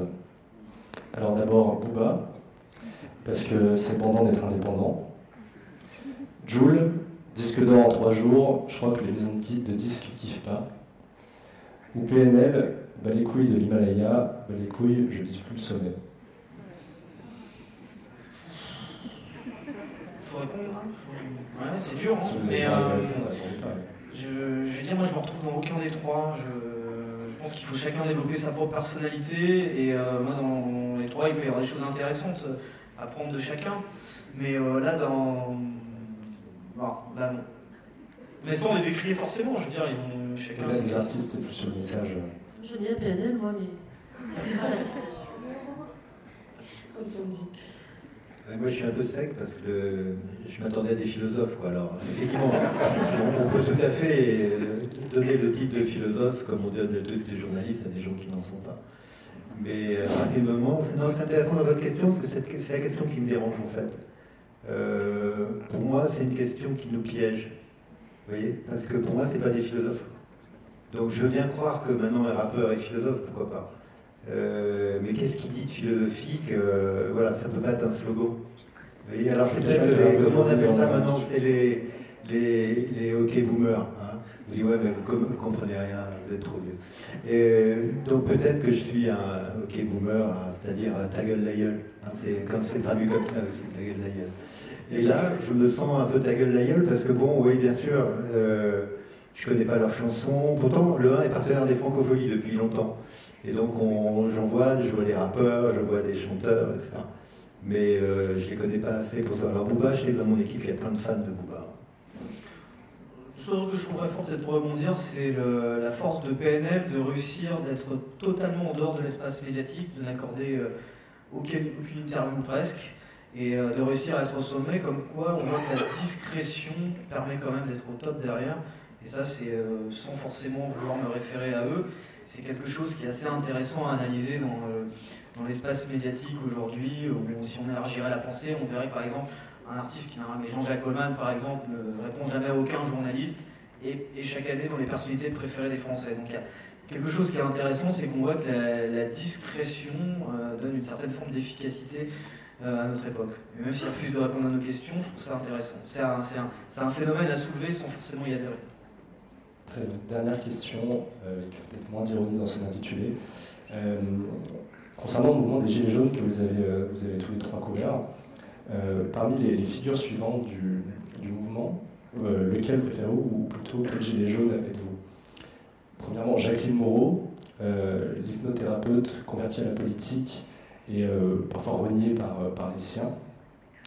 Jérôme Rodriguez, la politique martyr des violences policières lors du mouvement. Ou Maxime Nicole, qui est Flyrider, la figure peut-être la plus anti-système du mouvement. Moi, en fait, je n'ai pas beaucoup de sympathie pour le dernier, mais Jérôme Rodriguez, pour moi, c'est quand même c'est assez important dans la mesure où ça a été quand même ce qui a été nié pendant très longtemps, les violences policières, tout ce qui s'est exercé. On l'a vu encore le week-end dernier dans c'est pas un McDo, mais peut-être un McDo d'ailleurs. Donc, je pense qu'on a quand même assisté pendant un an à cette illustration de qu'est-ce que c'est que la violence légitime. Et qu'est-ce que c'est que la violence, en fait? Est-ce que la violence, c'est d'être exclu, méprisé, de ne pas avoir un revenu qui permet de consommer, parce qu'aujourd'hui, si vous ne consommez pas, vous n'êtes rien. Est-ce que, parce que vous êtes le pouvoir, vous êtes l'État, vous êtes la main armée avec la police, vous pouvez exercer une violence légitime impunément? Et je pense que Rodriguez, c'est même pas dans son discours. C'est le fait que quand même pas mal de manifestants ont été blessés, ont été nucléés. Je pense qu'il y a eu pas mal de rapports depuis qui n'ont pas condamné la France au plan judiciaire, mais qui ont quand même pointé les débordements de la police française. Et je pense que ça, c'est quand même une tâche sur ce mouvement. Donc pour moi, Rodriguez, il incarne ça, même si le discours de Rodriguez en soi ne me paraît pas plus pertinent que celui d'autre. Moi, je suis d'accord. Je ne dirais pas que je suis un des trois gilets jaunes. Je ne suis pas un des trois gilets jaunes. Je reconnais que Jérôme Rodriguez, c'est une figure à part et c'est lui qui a révélé beaucoup de choses. Ça me paraît bizarre et même déplacé pour eux. Moi, je ne m'identifie pas. En revanche, je pense que lui symbolise mieux que les autres le mouvement et ce qui n'aurait pas dû être. moi non plus, je ne suis pas dans une identification qui que ce soit, mais ce qui est intéressant, c'est que par rapport à chacun des noms que vous mettez, ils représentent chacun un temps de ce mouvement. Et Jacqueline Moreau, l'une des premières vidéos justement qui ont permis de comprendre le ras-le-bol des Français, non pas simplement par ce qu'elle dit, mais par la visibilité de cette vidéo qui avait fait 6 millions de vues. Maxime Nicole qui a été très actif, et qui l'est encore aujourd'hui, mais dans les premières semaines, pour les mobilisations, qui quelque part appelait à aller à tel endroit indirectement. Et puis au final, Jérôme Rodriguez qui s'est imposé au fur et à mesure des semaines comme l'une des voix fortes de ce mouvement. D'un côté aussi malgré lui, de par les événements qui lui sont arrivés fin janvier, place de la Bastille, mais aussi de par son discours qui, il me semble, pour avoir justement couvert de nombreux actes sur le terrain et avoir justement beaucoup interrogé les Gilets jaunes sur les figures du mouvement, parce que aucune ne fera forcément l'unanimité. Il aurait pu y avoir d'autres noms.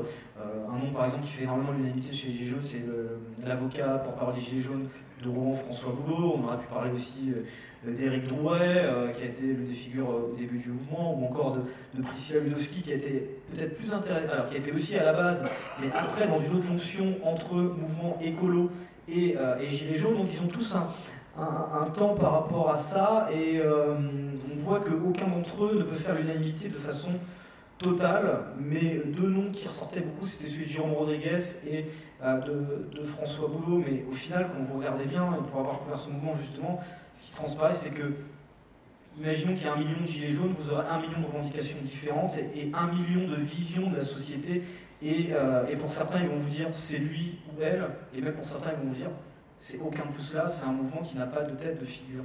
Donc, ne pas répondre à cette question en disant j'en choisis aucun, je pense que c'est intéressant parce que d'un point de vue journalistique, c'est ce que j'ai ressenti moi-même, c'est de dire il y a des figures qui ressortent, mais aucune qui fait forcément une légitimité totale. Merci de vous être pris au jeu. On va parler justement d'un sujet que vous venez d'aborder lors de cet intermède, qui est le statut du journaliste.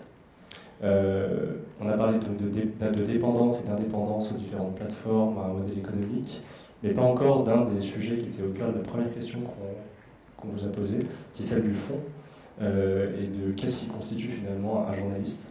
Donc la question est assez simple.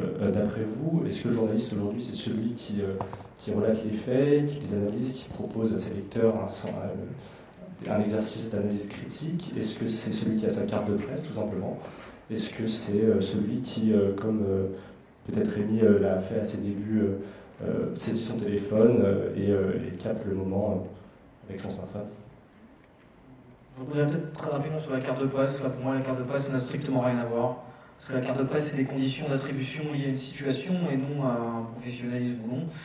Vous avez des gens qui ont une carte de presse qui peuvent peut-être faire du mauvais boulot et des gens qui n'en ont pas, qui font un travail fantastique. Donc c'est pas ça qui permet de juger ou non la qualité de travail d'un journaliste. Je pense que chacun aura une vision différente par rapport à sa façon de consommer l'information. Moi, d'un point de vue personnel, j'ai voulu, que ce soit avant Brut ou à Brut Matin, incarner une forme de journaliste qui va être dans l'idée de ne pas forcément prendre position, d'être sur quelque chose de factuel. Mais après, chacun a sa préférence. D'autres, un journaliste plus engagé, du journaliste d'opinion, de l'éditorialisation. Je pense qu'il y a 67 millions de personnes en France et il y aura là encore 67 millions de façons de voir consommer l'information et de voir le journalisme. En tout cas, bien loin de tous les titres administratifs, de contrats de travail, parce que moi je connais des personnes qui se trouvent sur le terrain, qui au final ont même un travail alimentaire à côté, parce que le revenu si du journalisme n'est pas assez conséquent pour pouvoir en vivre et même être éligible à la carte de presse, qui font un travail fantastique et auquel même je voudrais adresser une pensée aujourd'hui, parce que beaucoup d'entre eux que j'ai côtoyés, notamment pendant le mouvement des Gilets jaunes, qui prenaient du risque avec parfois du matériel très coûteux et qui au final le faisaient plus pour une passion d'informer, d'être sur le terrain, au-delà d'une rémunération à la hauteur de l'engagement qui a été le leur pendant de longs mois. Et peut-être que vous pouvez préciser les conditions d'attribution d'ailleurs de la carte de journaliste. Alors, il y en a beaucoup, je crois que c'est notamment il y a les 3 mois je crois, de travail consécutif dans une rédaction. Il y a 51% et plus de vos revenus issus du journalisme. C'est pour ça que je parle notamment de ceux qui ont un travail alimentaire à côté et qui sont nombreux. Parce que justement la crise globale, la crise des médias fait aussi qu'on parle depuis tout à l'heure des entités, des médias en eux-mêmes, mais On oublie peut-être aussi, et le plus important c'est l'humain derrière, tous ceux qui se retrouvent aujourd'hui confrontés à ces situations, de faire 5 ans d'études après le bac pour certains et d'arriver dans un marché du travail qui est très compliqué. Donc il y a notamment ces conditions-là, et puis après il y a des conditions plus techniques, c'est qu'il faut que votre agence, votre média ait l'agrégation d'agences de presse. Je prends l'exemple, par exemple, Brut qui était un média naissant, la première année, même en ayant un contrat de travail dans un média, je ne pouvais pas être éligible à la carte de presse parce qu'on n'avait pas encore l'agrégation en tant que média, en tant qu'agence de presse. Donc il y a parfois des choses assez techniques, et c'est un vrai débat peut-être aussi à avoir dans notre société. Je rebondis dessus sur l'éligibilité de la carte de presse, parce qu'on voit qu'aujourd'hui, notamment sur le terrain, à de nombreuses reprises, les forces de l'ordre exigent, pour vous identifier en tant que journaliste, elle n'est pas obligatoire pour exercer le métier, mais qu'est-ce qu'on peut faire justement pour trouver un équilibre qui, pour ceux qui sont sur le terrain, qui n'ont pas cette carte de presse et se retrouvent extrêmement ennuyés, confiscation de matériel, garde à vue ou autre, puissent pouvoir exercer leur travail et avoir un titre qui puisse le faire. Je pense qu'il y a une véritable réflexion par rapport à tous les événements qu'on vit en ce moment sur l'attribution de cette carte. Je vais cette parenthèse parce qu'elle est très importante à mon sens, vu les événements scénarios. Pour moi, enfin, en tout cas, ce qu'on essaie de faire à Courrier, c'est de donner du sens, de confronter les points de vue, pas forcément par des analyses et des éditos. Enfin, moi, je ne suis pas particulièrement favorable à une suréditorialisation dans la presse française, en tout cas. À Courrier, moi, j'ai supprimé l'édito. J'ai justement, je rejoins ce que tu disais tout à l'heure, je l'ai remplacé par quelque chose qui s'appelle les choix de Courrier, donc sur lequel je tâtonne encore, mais en tout cas qui a vocation à raconter chaque semaine pourquoi on a choisi un sujet, pourquoi on l'a mis en avant, et qui est un peu destiné à expliquer les coulisses de l'information. Pour moi, les journalistes aujourd'hui, quand on voit le sondage qui était tout à l'heure assez désespérant, ils ont une obligation d'abord de se remettre en question, de ne pas regarder le monde de haut, mais ensuite aussi je pense qu'on a un rôle à jouer dans le tri. On est confronté à un flux d'informations, une accélération des choses, et ce que tu disais tout à l'heure, Eric, sur l'immédiateté.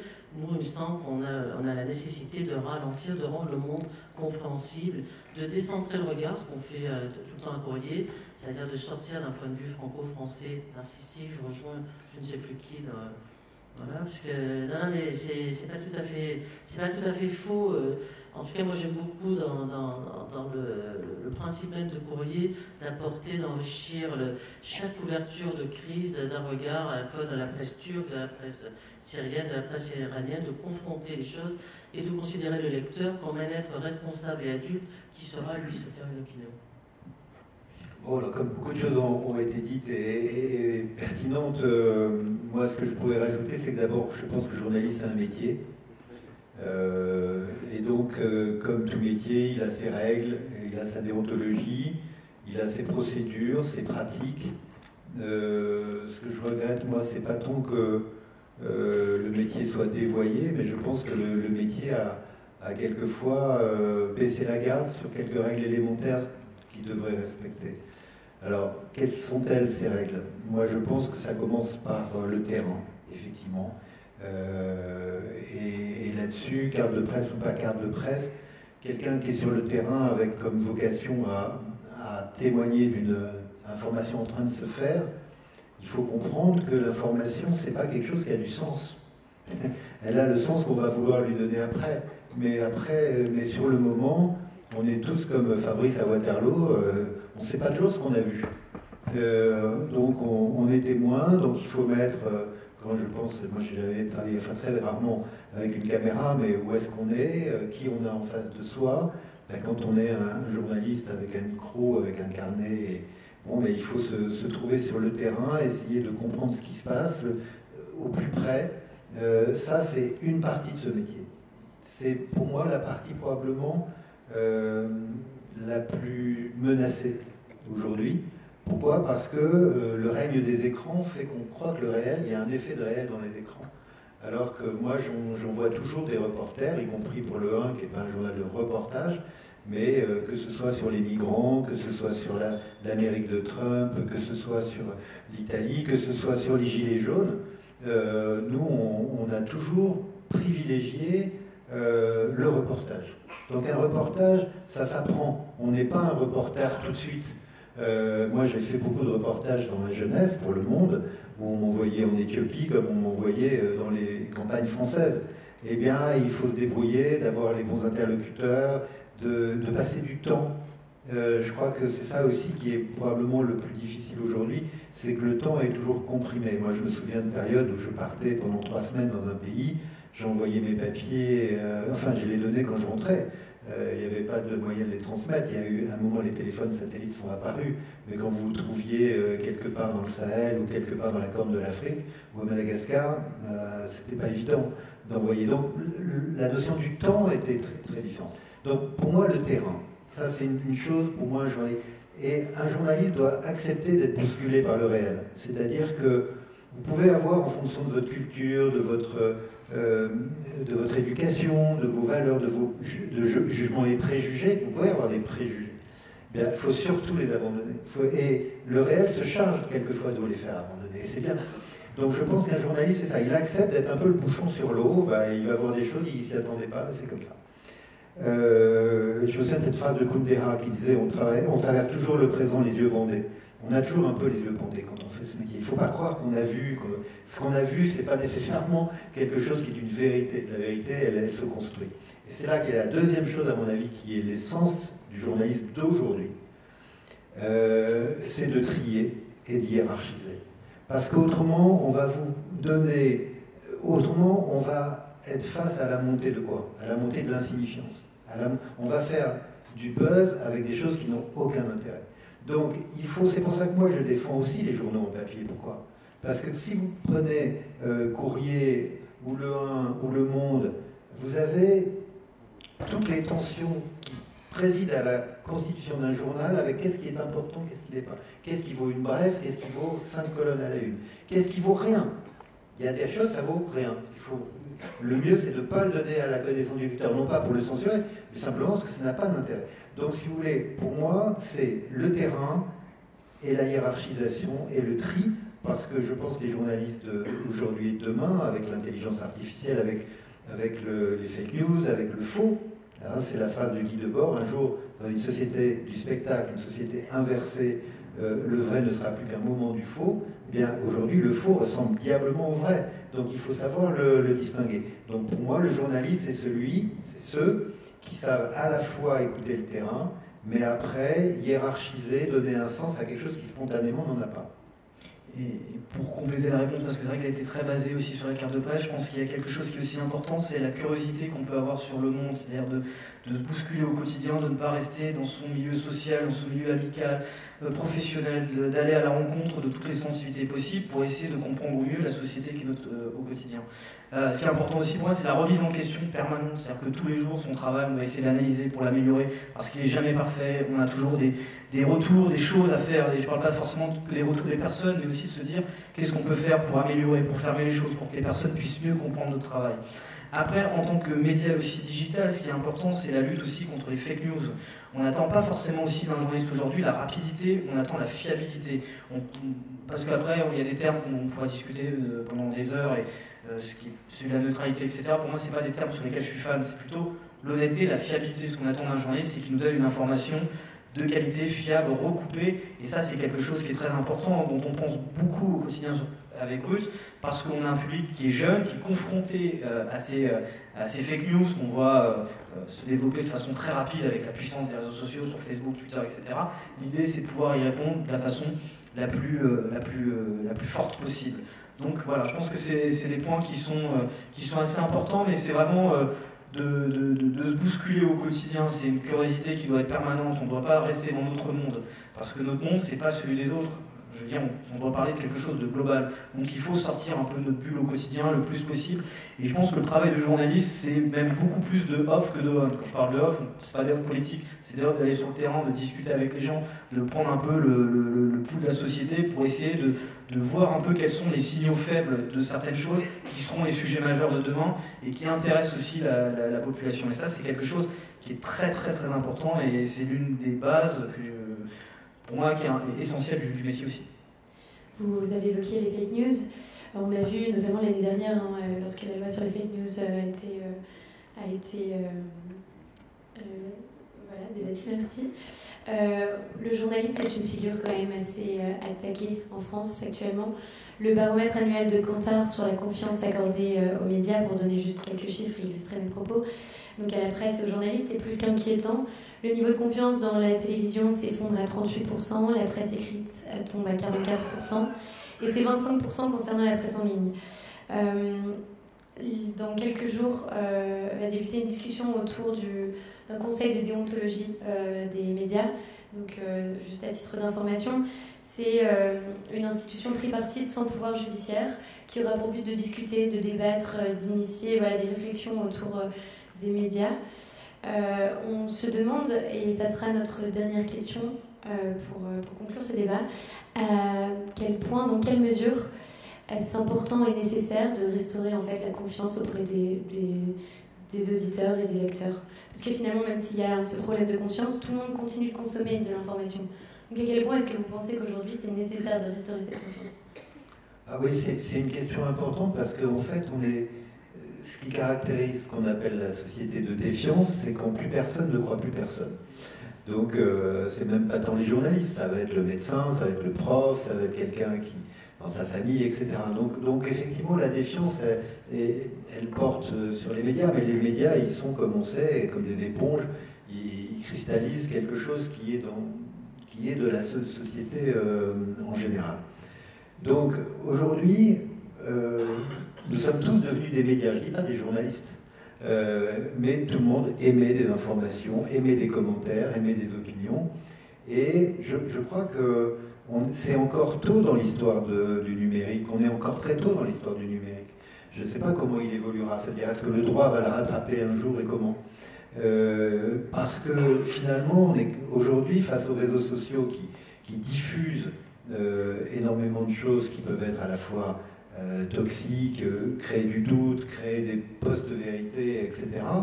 On est très désarmé face à ça. Alors on dit, qu'est-ce que c'est quoi les armes? C'est l'éducation, c'est la législation, c'est la culture, c'est la capacité de confronter au réel ce qu'on nous montre. Je crois qu'il y a en fait au départ une sorte de mensonge collectif dont on n'avait pas idée, mais c'est que Internet nous a dit vous allez accéder à un savoir universel. Donc vous allez être dans la bibliothèque du Congrès américain, vous allez trouver des informations. Et c'est vrai, vous pouvez trouver des informations incroyables et assez fiables. Wikipédia est quand même très fiable, contrairement à ce que pensent certains. Mais en même temps, vous vous rendez compte que toute la scansion algorithmée de l'information fait que par les réseaux sociaux, vous n'êtes plus dans cette ouverture au monde, vous êtes au contraire dans une fermeture au monde. C'est-à-dire que le système des algorithmes vous enferme dans ce qu'on appelle des bulles numériques. On a chacun notre double numérique, qui est une sorte de portrait robot assez fidèle de nous, sur nos goûts, sur ce qu'on aime, ce qu'on n'aime pas. Et en fonction de ça, eh bien, on va ne plus avoir l'ensemble de ce à quoi on pourrait être exposé, mais on ne va plus être exposé qu'à ce qui va conforter nos propres opinions. Donc ça, c'est quand même quelque chose qui est un détournement, et vous savez tous que quand vous commencez à exprimer vraiment ce que vous pensez sur des réseaux sociaux, vous avez intérêt à avoir le cœur bien accroché, parce que vous prenez un tombereau d'injures en permanence. Il y en a qui aiment ça, mais il y a peu de gens qui aiment ça. Donc forcément, là où vous croyez encore être dans une grande discussion, vous n'êtes pas dans une grande discussion, vous allez vous rétrécir, et vous allez cultiver votre jardin, comme disait justement un philosophe. Alors, face à ça, moi je pense que l'imposture d'aujourd'hui, mais qui doit être probablement corrigée dans le temps, c'est que les GAFA, les réseaux sociaux et Facebook en particulier, dans cette idéologie libertarienne qui n'est pas américaine, qui est plus même californienne, qui est le moindre régulation possible. On ne régule pas. Donc ça veut dire, qu'est-ce que dit Zuckerberg? Zuckerberg, il dit, j'ai créé une rue, j'ai créé un espace qui n'existait pas. Si vous faites des mauvaises rencontres sur cet espace, c'est pas de ma faute. Pour moi, c'est le premier éditeur qui refuse une responsabilité d'éditeur. Et donc c'est à nous, journalistes professionnels, d'aller nettoyer les écuries d'Augier, c'est-à-dire d'aller dire « Ah non mais ça c'était faux, vous ne pouvez pas publier ça. Ah non, moi j'ai créé l'espace pour le publier. » Donc moi je n'imagine aucun je vais dire demain Antoine Gallimard, je vais vous donner un manuscrit raciste ou antisémite et vous le publiez. Mais ça ne va pas. Bon, voilà pourquoi ce que les éditeurs savent et font ou ne font pas, pourquoi ces immenses éditeurs que sont ces réseaux sociaux se lavent les mains de leurs responsabilités. Donc pour moi, on aura avancé sur la désinformation quand on aura attaqué ce problème.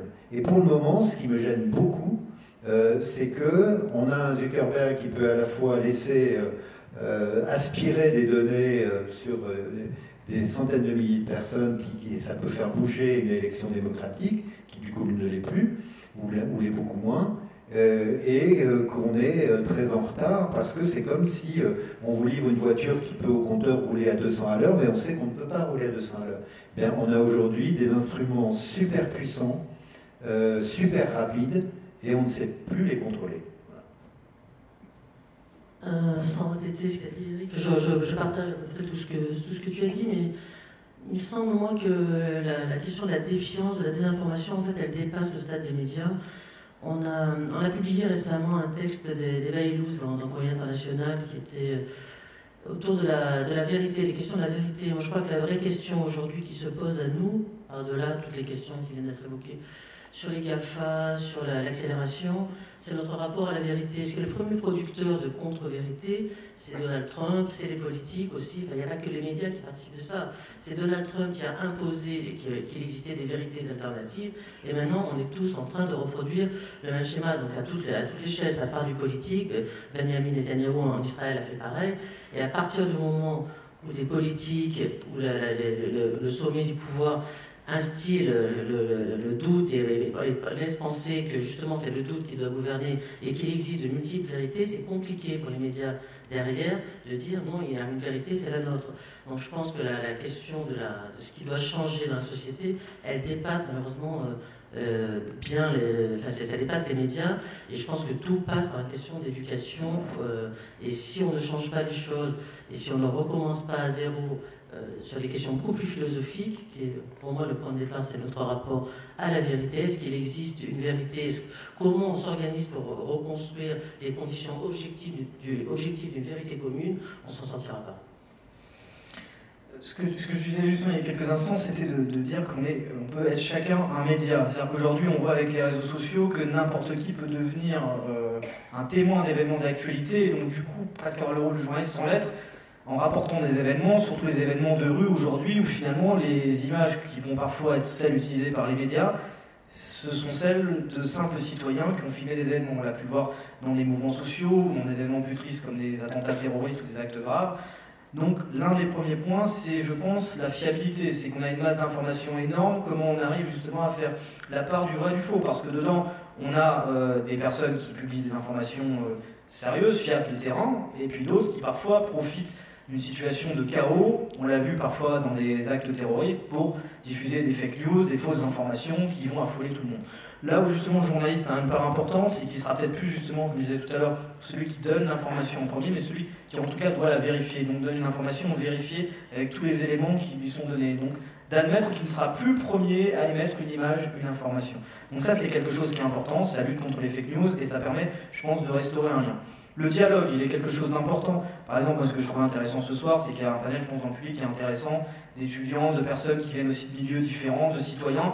Et moi, personnellement, les conférences où on est dans l'entre-soi journalistique, je trouve que ça sert à rien parce qu'on est dans le l'ombrilisme, à se dire tout va bien, c'est magnifique, on s'applaudit tous et on ne réfléchit pas plus loin des problèmes qu'il peut y avoir de défiance envers les médias. Et la défiance, justement, pour y répondre, c'est le dialogue, c'est d'expliquer, comme je disais aussi, comment on travaille, comment ça se passe au quotidien, comment on choisit un sujet et pas un autre.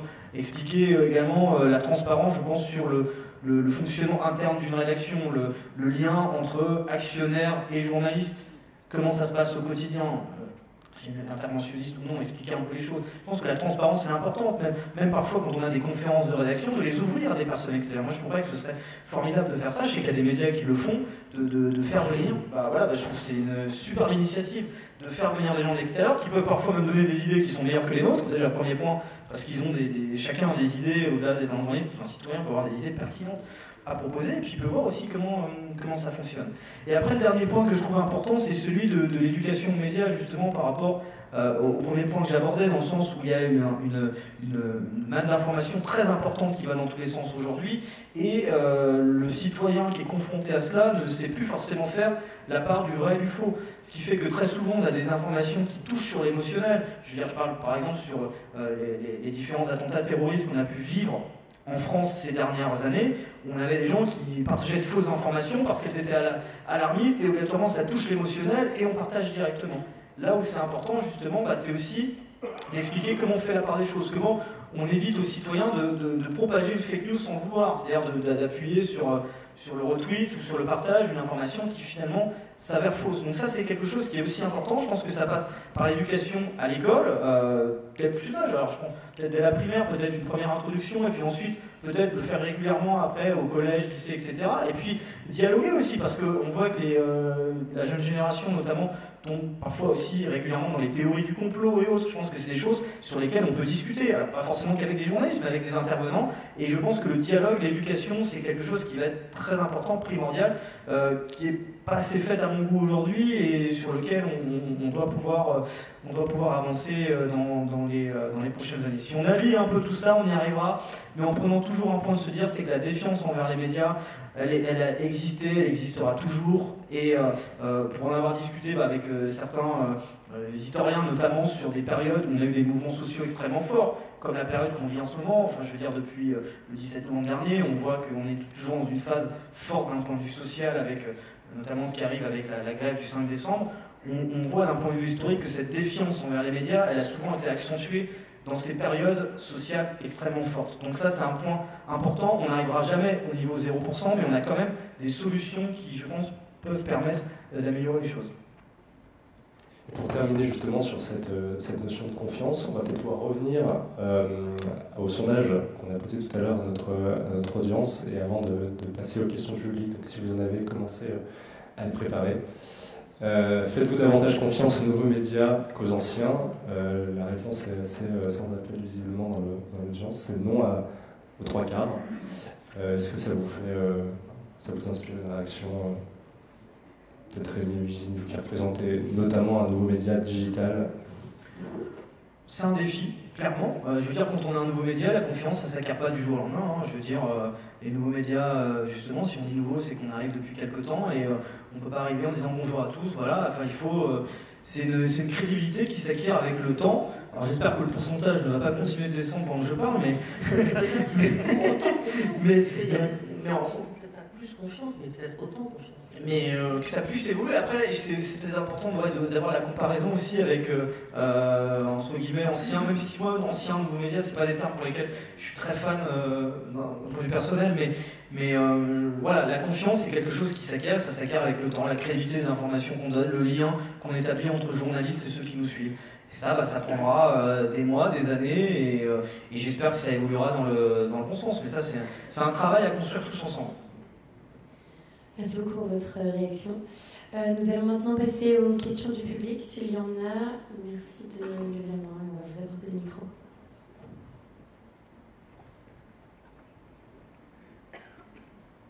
Bonsoir.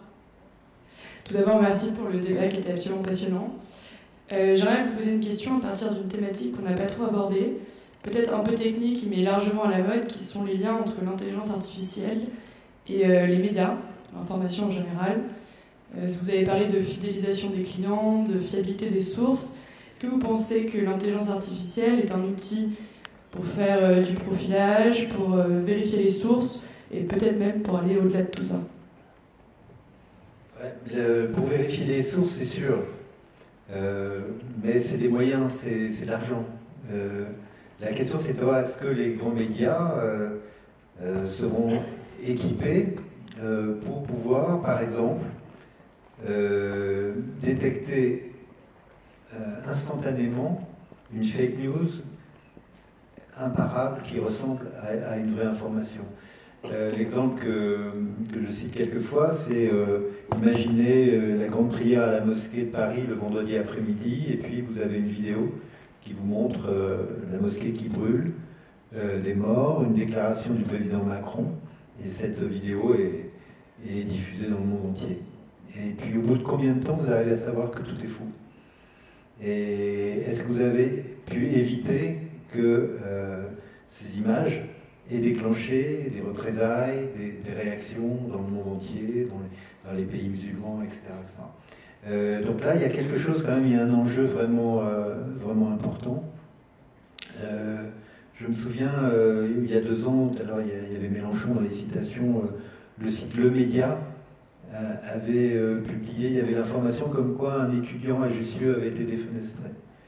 Bon, elle n'était pas vérifiée, mais ça circulait quand même, parce que c'est quand même des médias sur lesquels on peut dire une information, même si elle n'est pas vérifiée. En considérant qu'on boucle jamais, qu'on corrigera le moment venu. En tout cas, ça fait du buzz et du clic, etc. Et puis, à l'appui de cette information, il y avait une photo. Et une photo qui montrait un jeune se faisant tabasser par des CRS. Et il a fallu un certain temps pour savoir que cette photo avait été prise à Barcelone un mois avant, et ça se passait à l'université de Barcelone. Donc, si vous voulez, je pense que l'intelligence artificielle, c'est quelque chose qui doit être très prudemment utilisé, mais quand même à bon escient pour pouvoir justement détecter ce qui serait un faux quasiment indétectable. Donc j'espère qu'effectivement, et il y a tous les ans, c'est Eric Scherer qui s'occupe de Métamédia, qui a un blog très intéressant pour France Télévisions, mais il l'a fait pour l'AFP avant. C'est lui qui m'a raconté l'histoire que je viens de vous raconter. Il y a tous les ans donc une réunion de rédacteurs en chef, directeurs de rédaction aux États-Unis.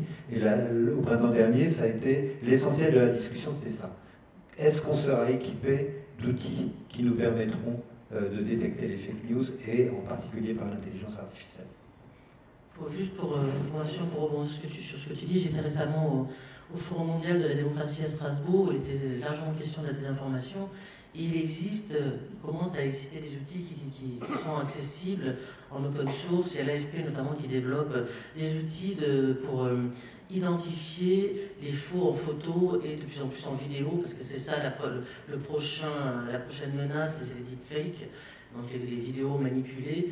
Et il y a quand même pas mal d'associations qui sont en train de s'organiser pour essayer de mettre au point des outils et les mettre à disposition des médias sur un moindre coût, parce que c'est vrai ce que disait Eric, la question du coût est très importante, mais il y a quelques outils assez simples que chacun peut utiliser, installer sur son ordinateur pour repérer des fausses images, des images douteuses à partir d'agrégateurs. C'est très compliqué, mais ça existe.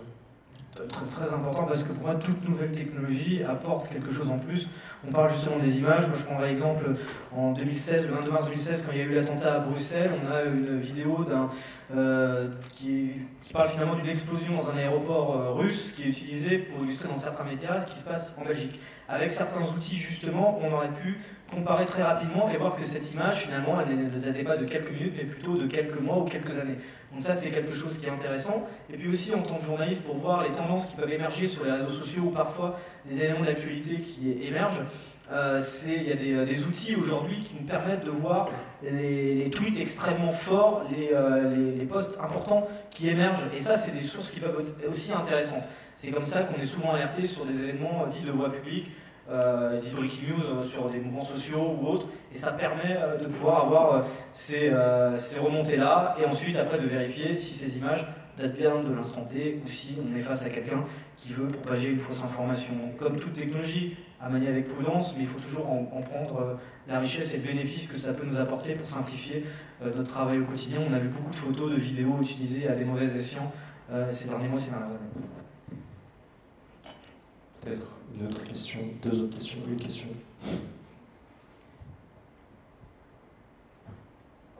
Bonsoir. Tout d'abord, merci beaucoup à vous 3 d'être venus jusqu'à Cergy pour cette présentation et au mardi de l'ESSEC d'avoir organisé la rencontre. Ma question est simple. On a beaucoup parlé du coup de l'évolution des médias au niveau français. Qu'est-ce que vous pensez de l'évolution au niveau mondial, notamment aux États-Unis, en termes de liberté de la presse, innovation sur les moyens? Aux États-Unis, le plus problématique, il y a 2 choses très problématiques. C'est la guerre de la presse dite traditionnelle contre Donald Trump, qui n'est pas toujours à l'avantage du New York Times. Et l'autre chose qu'on entend parle moins, c'est la disparition de toute la presse locale, en fait. Ce qui fait qu'il y a un appauvrissement considérable de la presse aux États-Unis. Donc là, je pense que c'est un facteur plus d'inquiétude. Enfin, à mon avis, c'est un facteur très important d'inquiétude, parce que quand la presse locale disparaît, c'est toujours des éléments du débat démocratique qui disparaissent. Donc ça, je trouve ça plus inquiétant. Sur les grands journaux qui sont engagés dans leur lutte contre Donald Trump, je pense qu'ils ont les reins solides pour l'instant. Je ne suis pas très inquiet. Moi, je serais plus inquiet de toute la presse locale qui disparaît sans qu'on en parle jamais. J'ajouterais pas grand-chose, mais simplement Washington Post et New York Times sont les deux fleurons, en tout cas pour nous, mais enfin aux États-Unis qui comptent pas mal. Donc New York Times, racheté par le milliardaire mexicain Carlos Slim, qui s'est pas mal redressé.